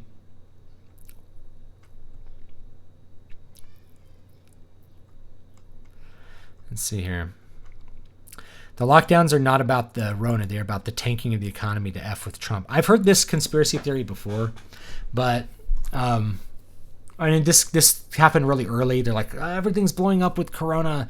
It's a conspiracy to make, to stump the Trump or whatever. And I don't really believe it. I think that, the for instance, like the California type people, I don't think it's something directed towards Trump. I think that they are legitimately terrified because they're terrified of everything. I think they're honestly terrified, but they just are too stupid to understand how things work. I know that's too simple an explanation. They're stupid instead of evil, but I think that's really what it is. I think they're stupid instead of evil. Another super chat from Shang. Thank you. General thoughts on upcoming Ghostbusters movie by Jason Reitman. I haven't looked into it. So I think I saw... I don't know if you can make a Ghostbusters movie without Harold Ramis. Ghostbusters Afterlife, is that what I think that's what it's called. Let's see here. Ghostbusters Afterlife. That sounds like it. Pause that. Let's close that out. Yeah, so I don't know if it's going to be good. March 2021, next year. Yeah, I have no idea. If you have the original people involved in it, that's a good sign. If you don't, that's a bad sign, obviously. But I haven't really looked into it enough to know what's going on with it. Let's see if we can figure out who's produced by Ivan Reitman. Starring Carrie Coon, Finn Wolfhand, McKenna Grace, Paul Rudd. Doesn't bode well. Let's see who wrote it. Written by Gil Keenan and Jason Reitman. I'm not feeling confident about that. It's just fan fiction. It's just maybe it'll be good fan fiction. Excuse me. But it'll just be fan fiction. I'm originally from Vacaville, and the people there are much different than people in San Francisco. Absolutely. It's true. Same thing with, you could drive right out of LA to Barstow, and it's a different world. They're already trying to smear homeschooling as Yahtzee stuff because, that's they've been doing that for 50 years, though, dude. We're just kind of noticing it more because people are they're like, wait a minute, we haven't crapped on homeschooling in a while. People might actually do this. I think they probably are afraid of it, but they've been doing it so long, man. You hear the same crap over and over again. Like, they won't be socialized because they're not sitting in a row. Think about what school's going to come back to. It's like, well, they sit in rows and don't talk to each other and don't play with each other. It's like, the only point that you could give for public schooling was they're going to be better socialized. It's like, now they won't even be socialized, dude. They have to yell, hey, Kate. Hi, Billy. Throw me a pencil. No, you can't share pencils. You'll get coronavirus. You'll get sick. But at least people are paying attention to this, which is that public schools are a huge breeding ground for germs. Their kids are little germ factories, and that's a major vector for spreading disease. Closing down schools is probably the one thing you should have closed down for this, because if a kid comes with coronavirus, everyone in the school is going to get it. A kid comes with a stomach flu, suddenly half the school's sick. That's the way it works. One kid comes in with chickenpox, the entire kindergarten is out sick with chickenpox. It happened when I was in school. It happens when I was a teacher. Teachers get all kinds of colds. I never let kids go near me when I was a teacher, and I was constantly washing my hands. And people are like, how are you never sick? I'm like, I never get close to kids, dude. Those little germ factories. No, I keep my social distance from them kids. Because I just know how it is. They even teenagers have bad hygiene with that, and they share drinks, and people wonder, it's a major disease vector, and something that didn't exist before we had public schools. People obviously mixed with each other socially, but we didn't take all the children with bad hygiene habits, stick them in a tiny room with each other, and let them all play with the same toys and like pick each other's noses every single day. And then people traveling in and out of the area. It's a wonder like kids aren't falling over dead. And it's so good we have modern medicine with antibiotics. Probably need antibiotics 10 times more than we used to, simply because of children. It's awful. But it's true. Like, we stick them in a little room and of course they get sick. What are your thoughts on electric razors? If it works for you, go for it. I haven't used them in a long time. Have you watched Westworld? If so, what do you think of the last season? I haven't watched it. I don't watch shows. So I don't watch TV, guys. So if you're like, did you watch this TV show? Chances are, unless it's like 20 years old, I didn't watch it. I don't even really watch South Park anymore. I remember people that made the Golden Compass movie insisting that it wasn't an atheist film or anything of the sort, yet there was a lot of backlash on the film by that point. Yeah, it is, though. Like, it was... The book was... I haven't tried to sift my way through the book. We're going to make you watch Dune. Just stop fighting and accept your fate. Maybe I'll watch it in some way where I don't have to pay for it. Not every screenwriter was able to be like Quentin Tarantino with dialogue. Christopher Nolan, George Lucas, world building, interesting characters. Well, I see the scripts that are... I had this huge file that had all the scripts from like every movie. It had like thousands of scripts. This big Google Drive that everybody shared in Hollywood. And I could see the scripts for the movies that they decided to make from those scripts. And it's like, these are bad. Like, these are terribly written in some cases. And the movie still gets made. It's like, dude, there's a lot of people here who think they know how to write, and they don't have a freaking clue what they're doing. Is there an effective alternative to an HR department when it comes to dealing with employee misbehavior? You empower the individuals in every department to deal with that. HR used to be like the bad guys that would fire people on like large scales. Now HR is mostly about lecturing people about sexual harassment and dealing with liability stuff. So yeah, you deal with people on a per department basis more. And honestly, it's not a bad idea to educate your employees about, say, sexual harassment. Corporate world figured this out. It's like, we got to tell our employees basically when they come to work, it's a no joke zone, no touch zone, no talk zone. You need to have like the pince rule. All the smart business guys figured this out like 20 years ago. It's like, never be alone with a woman, just never be alone with another employee, never make jokes at work. Don't be friends with anybody, because that's a liability for the company. And in fact, if I could be that direct, if I owned a company, I could be that direct with my employees without having to use different kinds of language to communicate that point for liability purposes. It'd be like, no jokes allowed. Guys, you can't joke, because someone could take that the wrong way and then we'll be sued for making a hostile work environment. So no jokes, especially no off-color jokes. No fraternization, never be alone with another person, and that's it. Certainly I applied that as a teacher. I would never be alone with a student, ever. I've known too many male teachers who had their career flushed down the toilet because of false accusation. It happens a lot. It happens a lot more than you think. And even though I'm very good to my students, there's no reason to risk that. Not when the optionality, like the impact of that happening, even though it's a low probability, is really high. No student ever had my cell phone number, ever had me on social media. No student has ever had the ability to text me or email me in my private capacity. I've had students find YouTube back when I taught and did YouTube, and and I got him in trouble with the administration. I got him detention for commenting because it was considered like outside harassment. If they came in and like posted garbage on my YouTube channel, no. I got him in trouble for that because I can't have that kind of connection. It's too much of a liability. Another Shenglong, thank you for the super chat. Do you think Disney will remake the original Star Wars trilogy? I think they will. And the question is not, well, with what happened before the coronavirus, I'd say it's 100% certainty. Now, after coronavirus, I still think it's a certainty, but I think it won't happen quite as soon as I thought. I was like, they're going to remake it in 10 years. Within 10 years, they'll remake it. So they'll remake it within 20 years, I think.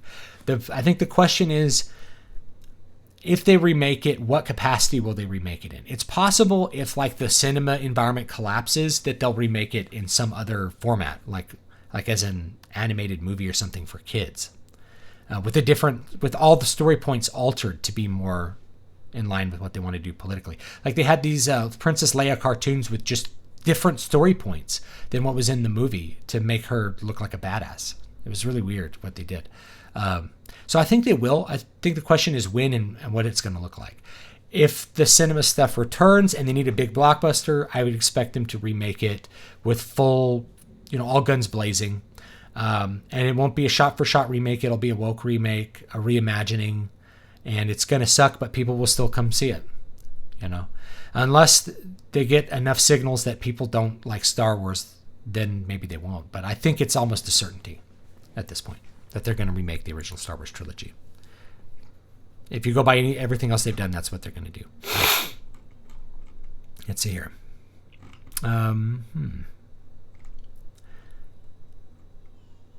Which one of your fantasy books do you think would be a good conversion to a film on a low budget? On a low budget? Whoa. I'd say you could make Eyes on the Walls. This is a horror movie. I'd say you could make it on a really low budget. You only need a couple of locations. There's Eyes on the Walls. I think you could actually make this one on a really low budget. You only need a couple locations. You need a morgue and like an office. You need a school, a church, and a bedroom. A couple of bedrooms. You only need like 5 locations, which is really not very many. And then most of the horror, you could have a really tall guy, and most of the horror really would come from the execution of the cinematography when it comes to the monster in Eyes on the Walls. Not showing enough of the monster, all of the execution that goes into a great horror movie. You could do this on a budget. You wouldn't need a lot of money for creature effects. It's all about how you present the creature. You could do it probably with really cheap makeup if you wanted to. Like you could make this into a movie very cheaply. Fantasy stuff, it's harder to say because all of it is pretty epic. Crown of Sight is a giant epic battle. It's just one big epic battle with armies and besieging a city. That'd be expensive, probably. Water of Awakening gets to be pretty much bizarro at a certain point. It gets more and more fantastical as you go, and there's a dragon in it. So that'd be probably expensive. Needle Ash is a giant military fantasy. That might also be expensive. That would probably be the cheapest one, but I think it'd be hard to do on a low budget with everything that's there. It might be possible. I don't really know because I can't think of too much of how all the budget fits in. I'm thinking most like what are the things that really end up cranking budgets up. It's like having to do tons of different locations and spending a lot of money on costumes, having to have horses. There's horses in all the books. Horses and horse trainers, this cost money. Special effects, CG effects can cost a lot. You can quickly accelerate costs. Whereas with Eyes on the Walls, you don't even have to really build sets. You can just shoot on a couple locations. And that's the film. It's like 5 or 6 locations. I think there's a psychiatrist's office too. Easy stuff that you could find a place to shoot that around town. It'd be a really easy book to make. Really easy one to make into a movie. The other one would be, you could do Voices of the Void.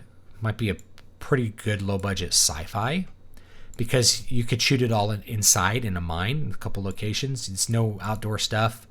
No real big special effects other than maybe one shot you might have to do as a special effect. And it would run about 2 hours. In fact, Crown of Sight was really made like a movie. You could make it into a 2-hour movie just by shooting the dialogue. But it wouldn't really be low budget. Have you seen the Sci-Fi Channel's adaptation of Dune and Children of Dune? I saw Dune, not Children of Dune. And they're not bad adaptations at all. They're probably more accurate than the Lynch ones. That's probably accurate. So those ones are okay, but I think that was from a before time. I think that was I think that's from a different time at this point. Do you have a favorite book from your own works? Hard to say. I mean, I have the most affection probably for Muramasa and Water of Awakening. Were my favorite two to write, probably. And all the others I've had a great time writing, too. So, Eyes in the Walls. The horror stuff isn't that fun to write. It takes a lot out of me, but I'm glad. I like doing it because the product is fun. And I like writing horror, and I like having the product. But it's always, I got to do a lot more decompression after writing horror because I have an active imagination. And I like to go to sleep thinking about monsters. My favorite coronavirus response is the German restaurant that makes patrons strap pool noodles to their heads to maintain social distancing. Fun. Like a big pool noodle thing. Aren't a bunch of kids put into daycares anyway? Possibly. I got the pink eye in elementary school and someone came to school with it. Yep. It spreads like wildfire. Same thing with lice. Everyone ends up with lice. It's like, I remember the whole class got lice except for me. It's like, somehow, lice did not affect the stew. As a Berserk and music fan, what do you think about Susumu Hirowasa? I'm going to Google the name to make sure it's who I'm thinking about.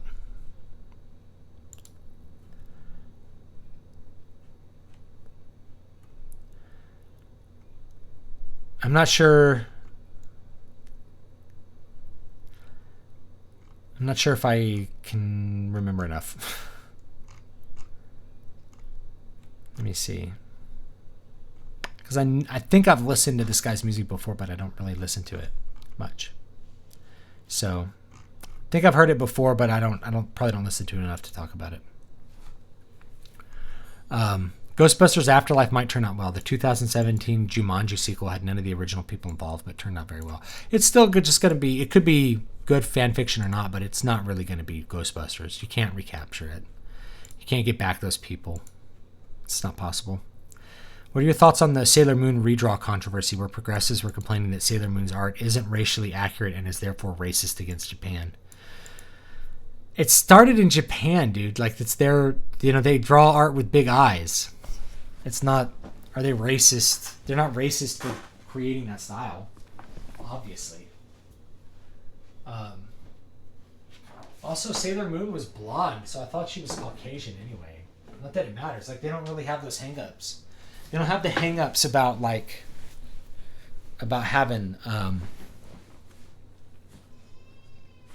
they don't have hang-ups about that stuff. Luke will continue to be a huge wimp when they make Star Wars, just as he was in the Disney trilogy. Yeah.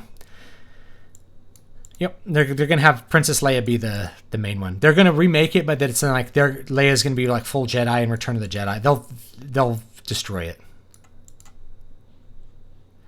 Do you think movies... No one will remember Star Wars from that point forward. Do you think movies have more artistic value than TV? Yes, I do. Now, this is probably controversial. There's lots of good TV. I don't really like the TV format. I think the modern TV format goes against good story writing principles. I don't like it. It's usually stretched out soap opera stuff. It's okay if you like it. I don't enjoy it because the stories tend to go nowhere overall. The idea of a story arc, usually they just wander around and go nowhere and end up being worse for it. A movie, because you have a format that's more specific, you tend to work within those limits a little bit better. And when you work a little bit outside those limits, like let's make a trilogy like Lord of the Rings, comes out pretty well. But when it comes to making series, you end up with a lot of problems. You make the series go on longer than it should for business reasons. You don't stick to good story writing principles. Things wander around. Things get sidetracked. You lose the focus. Everything becomes focused on kind of the micro moment to moment of getting people with these soap opera gotchas. I'm not a fan of the TV format at all, really. Other than episodic 1 hour TV like Star Trek, which are basically mini movies. You're looking at 40-minute movies rather than 90-minute movies. And they could do a two-parter. It's basically a 90-minute movie on a low budget. And that works. I think it works really well, and it focuses it. And then the stuff that develops over the seasons is just kind of a natural outgrowth of how the writers are approaching those characters rather than some kind of long-term arc. It's really hard to make a series like, say, Breaking Bad that actually manages to kind of have some kind of forward momentum with that stuff. Usually you end up with The Walking Dead where things kind of wander around and get bad really quickly. So I do think the movie format is better. It's more limited. It'd be like comparing, say you have an infinitely long series of mini books, which is a big thing on Amazon right now. That's the equivalent of TV, and they usually suck, in my opinion. Versus one book at a time where that book is good. I think you end up with a better product by focusing on that limited, bigger size book. But it's okay if you like TV. So I'm not making you stop watch TV or whatever. Watch whatever you like. No one. Can I email you for a signed KTPC book? Yes. Stu, S-T-U, at davidvstewart.com. It may take a while for me to get it to you because I don't have a lot of extra. I only have one copy. I didn't order a lot of copies of this. So I'd have to have a couple more copies printed, and then I could sign one and mail it to you. So, yeah, we can work that out. If that's what you want. So just start making new stuff at that point, yeah. C.S. Lewis wrote a story to be anti-Lovecraftian. The protagonist sees a hideous insectoid alien monster and is horrified, then realizes it's just one of God's creatures like him. Interesting. Berserk anime soundtrack. Oh, okay. That's what he's from. I like it. I think I've listened to some other stuff by him too. Like he has some weird ambient albums, I think. But I don't want to say too much because I'm not sure if I'm thinking of the right person. What else? How long were TV episodes back in the 90s and 80s for shows like that? Weren't they longer than the standard 21 to 30 minute run time? Well, for Star Trek, they were about 45 minutes. 40 to 45 minutes. Which is, it's enough time to tell a decent story. You can tell a good, solid A story and have a B story, and maybe even a C story for that, too. There you go. Do you think universities will be seen as a scam because of the coronavirus? I hope so, but I don't think they will. Most of the cost goes to room and board, and students want their refunds now that everything is remote. I think that it's not until people realize that the certification itself is a scam, that the degree doesn't mean anything and it doesn't convert to anything in the real world. It's just a step it's a hoop they make people jump through for certain jobs that is completely unnecessary, and doesn't really mean anything. Once you get to that point for most majors, like literature, for instance, then you're really looking at people kind of disinvesting from that totally. The best TV is still short miniseries with a laser focus. Well, yeah, things like Band of Brothers, The Pacific, The Civil War. Yeah, I could see that for sure. I remember liking the Shogun one, even though I think the book's about 1 billion times better. Shang Long, $20. Thank you. Thank you for that. Twitter, Facebook, YouTube continuing to ban certain opinions that aren't liked. Do you think other companies will replace them, like what happened to MySpace, or do you think that there will be a culture shift in the org? I think it's more likely that I think they'll continue as long as they can doing that, and then there might be a culture shift. Here's the thing. No one saw the shift to Facebook coming from MySpace. It's not until somebody offers meaningfully a product that lots of people like that the migration will end up happening. I know most people I talk to on Facebook, they really don't like Facebook, but they just don't see any other alternative. And frankly, I don't see an alternative to Facebook. Nobody has one. There's something like Minds, but I don't really like Minds. And I think most people don't either, or they'd be on Minds. So I don't know. Maybe the government has to get involved with antitrust or something and view that as a utility. It is a technical monopoly. I think it qualifies as a technical monopoly, and because it's a technical monopoly, I think you have the option. I think it's certainly part of the political discourse. You can have the option to regulate it through the government because it is a technical monopoly, just like the power company. There's only one power company in town because you can't lay a bunch of extra power lines. There's only one social media in town because you can't just do a second Facebook and have to check 3 different things. Like I barely post to Facebook because it's just one extra thing. It's like I got to go to YouTube and Twitter. I'm like, I can do that. YouTube and Twitter because they're very different. And then I go to Facebook, and I'm inevitably disappointed by any interaction on Facebook. All my hate mail goes to Facebook. I get a lot of negative comments on the YouTube side, but it's really like if I get long hate mail letters, it's always on Facebook for some reason. I don't know what that is, but that's how it is. College is a class signifier more than anything else, and you have to have it to get political power. That's probably part of it. Mark Twain wrote 2 humorous subversions of preachy Sunday school stories. In one, a good boy gets blown up, and the other, a bad boy grows up to become a murderer and gets away with it. I don't know if I've read those. Christopher Grebe, would it be better for a new writer to write out an entire book series first, then edit, and then go publishing rather than writing one book at a time? Oh, that's a great question. Well, I think I'm going to go with option C, which is rather than writing that series right out of the gate, can you think of just writing one book? Maybe it's the first book in the series, because you're going to learn more from writing that first book and really your first 2 books than you will from spending a bunch of time editing. And I know this because I basically did that. I wrote a whole series, more or less, as one of my earlier books. And then I wrote like Muramasa, and it was really good. And so now I have to go back and do the hard work of editing those well after the fact. If I had just written more self-contained books early on, I would have gotten better more quickly, I think. But there's no wrong way to do it. Do what I would say. I'm going to go against myself. Do whatever you're most passionate to do.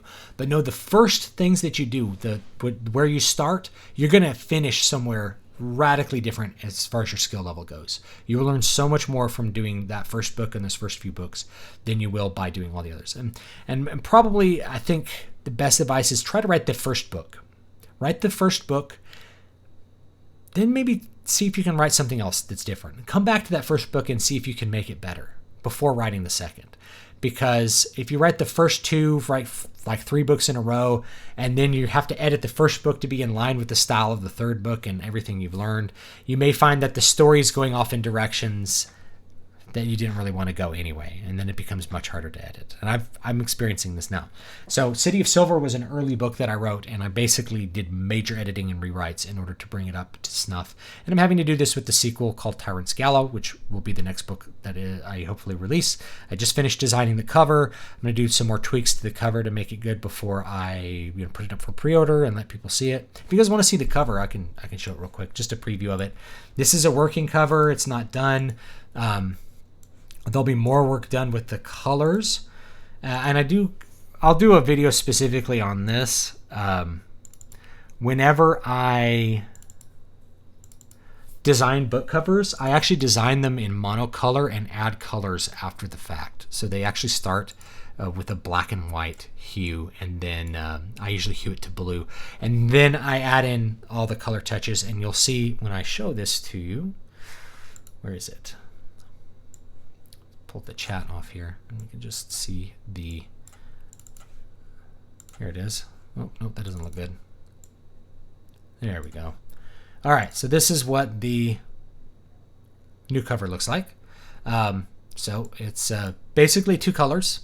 It's a generic fantasy scene with some boats to let you know location and kind of what's going on.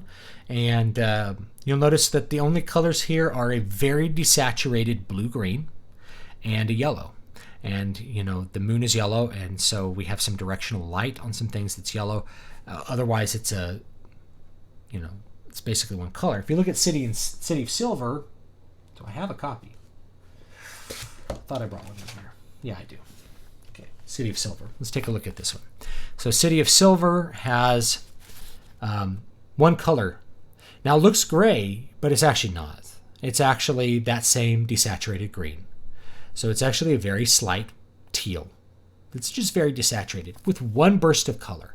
And I really, because it's the City of Silver, I wanted to make a silver colored cover, and I just went that direction with the colors. There's still a little bit of hints of color like in the face and the lips and in different places, but it's very desaturated. It comes off as monocolor, and so this is the same thing here. So we're going with a very desaturated cover with gold here, and there's a location in this book called the Gold Courthouse that is important. And I originally called, I think, this act like the Gold Courthouse, but Tyrant's Gallow, which is a name my brother-in-law came up with when I was writing this years ago, just sounds much better. So I'm going to go with that title. It's just a way cooler title. Sounds great.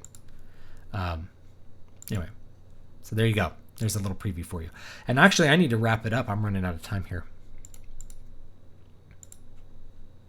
So, I mean, to go back to Sheng's question, there might be replacements, but those replacements we're not going to see coming because they'll offer a service that Facebook really just doesn't do yet. And I think it's really hard to shift the internal culture. I don't think that that's really going to happen.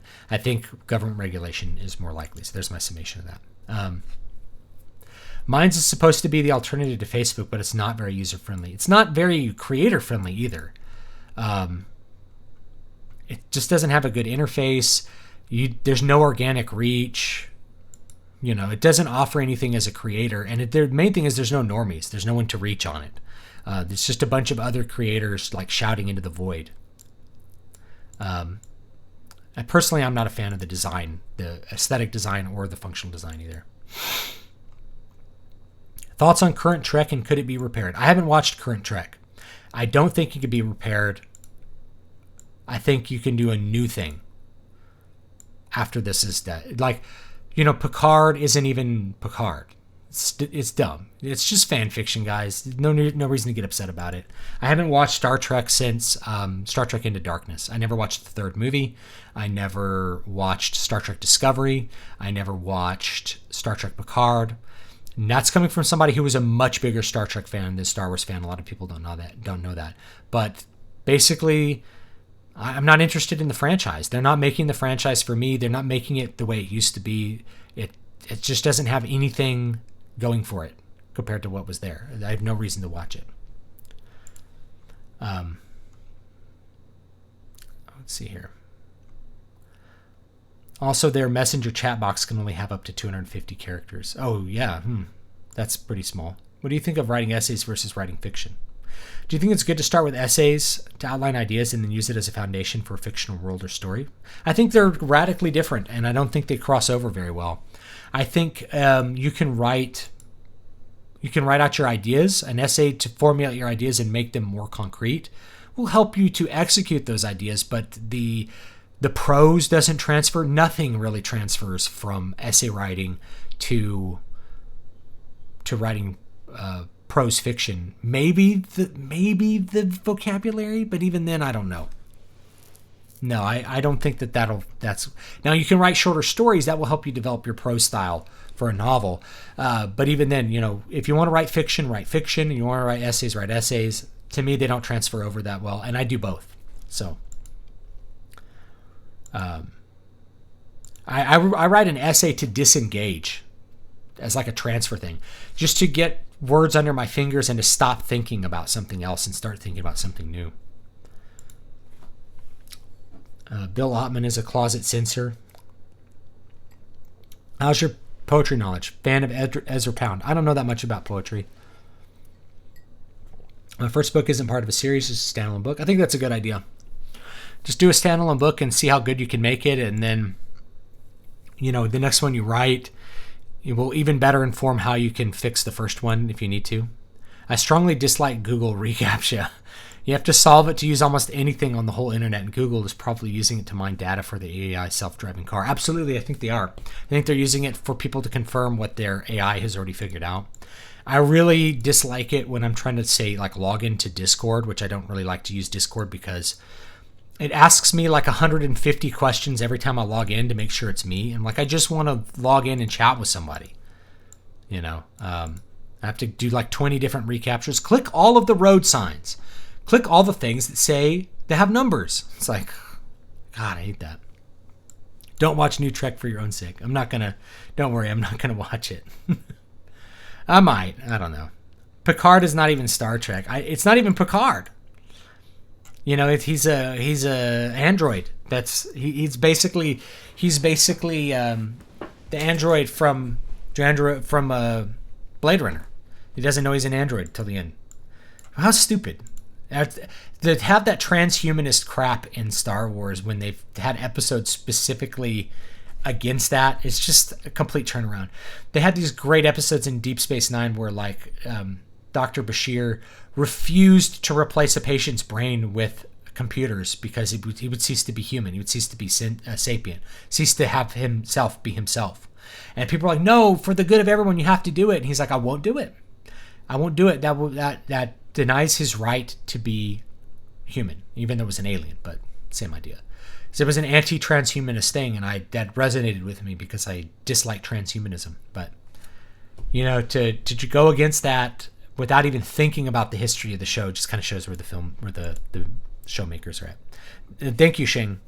Another super chat. At this point, if Hollywood came to you to adapt one of your books into a TV show movie, would you do it, or would you say no, since they would try to change it to fit what they think is cultural norms? That's a great question. So the answer is probably I would do it.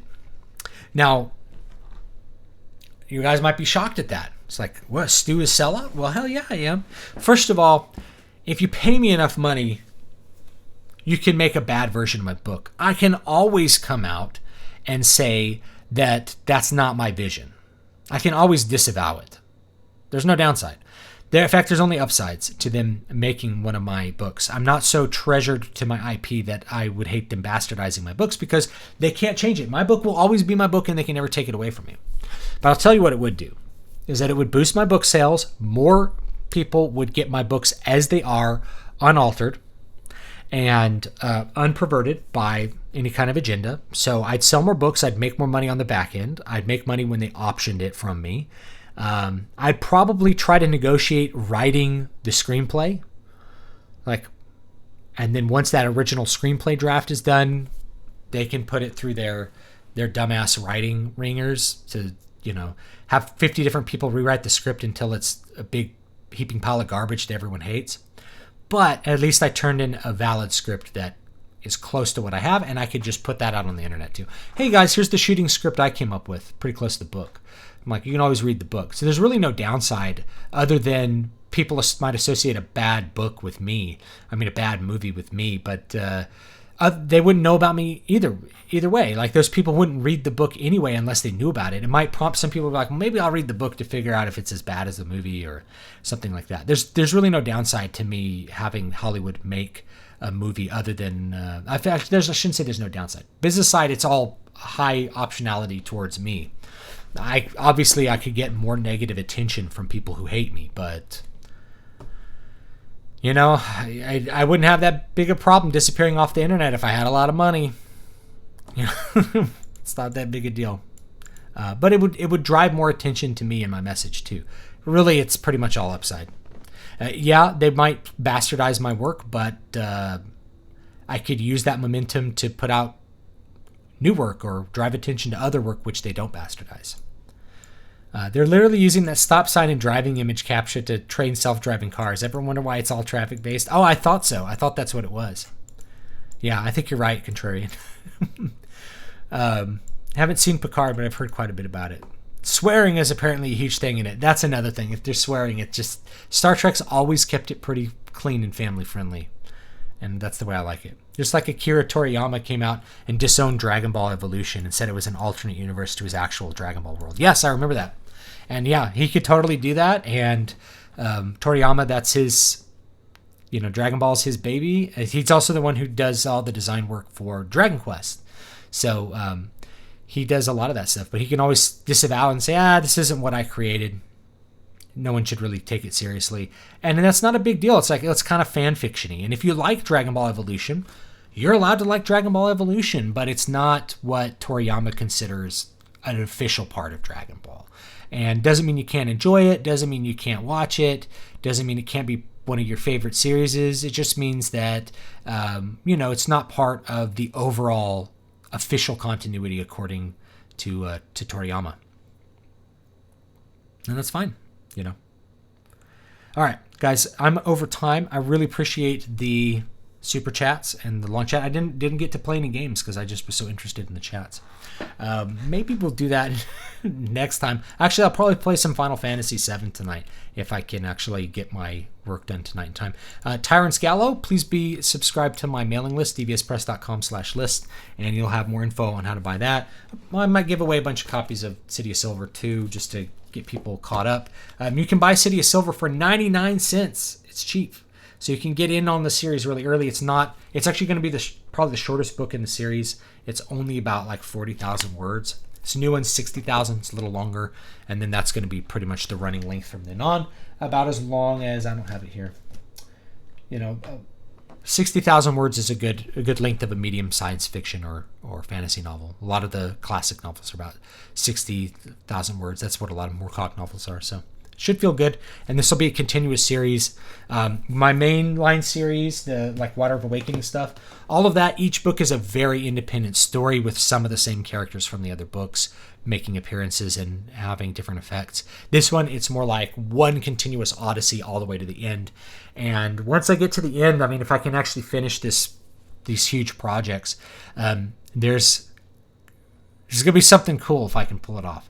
That's all I'll say. It's going to be way more epic than people have maybe seen. I've seen in indie fiction before. But I appreciate this. Who's disliking their streams? There's people who subscribe to me just to dislike me. Don't worry about it. The dislike button doesn't do anything, guys. What the dislike button does is if you click the like button, it shows you more of my videos. If you click the dislike button, it'll probably show you more of my videos and more videos that YouTube thinks are like mine, because it's like, well, you clicked on that video, clearly it was what you wanted to see, but it wasn't this specific video, wasn't what you wanted to see. But it engaged you, so we'll show you more videos just like it to see which ones of this variety you like. If you don't want to watch something, there's a little button to say I'm not interested in this. You got to click those three dots and click I'm not interested, and then it'll cue into the algorithm like, oh, you don't want to see that kind of content? We won't give you that option in the future. We'll give you fewer of those options. That's really how you get to control the stream of information on YouTube. YouTube is awesome about finding content that you like. If you may have to control it a little bit more now than you used to, but it works great. The like and the dislike button doesn't do anything, guys. It doesn't upvote or downvote. This is not Reddit. All it does is tell the algorithm that you were engaged by the video, whether you click like or dislike. So just keep that in mind. If you did like a video, you should like it, because then you'll see more videos like it. But if you don't like the video, don't do anything. Click I'm not interested in this, okay? It's that hidden third option.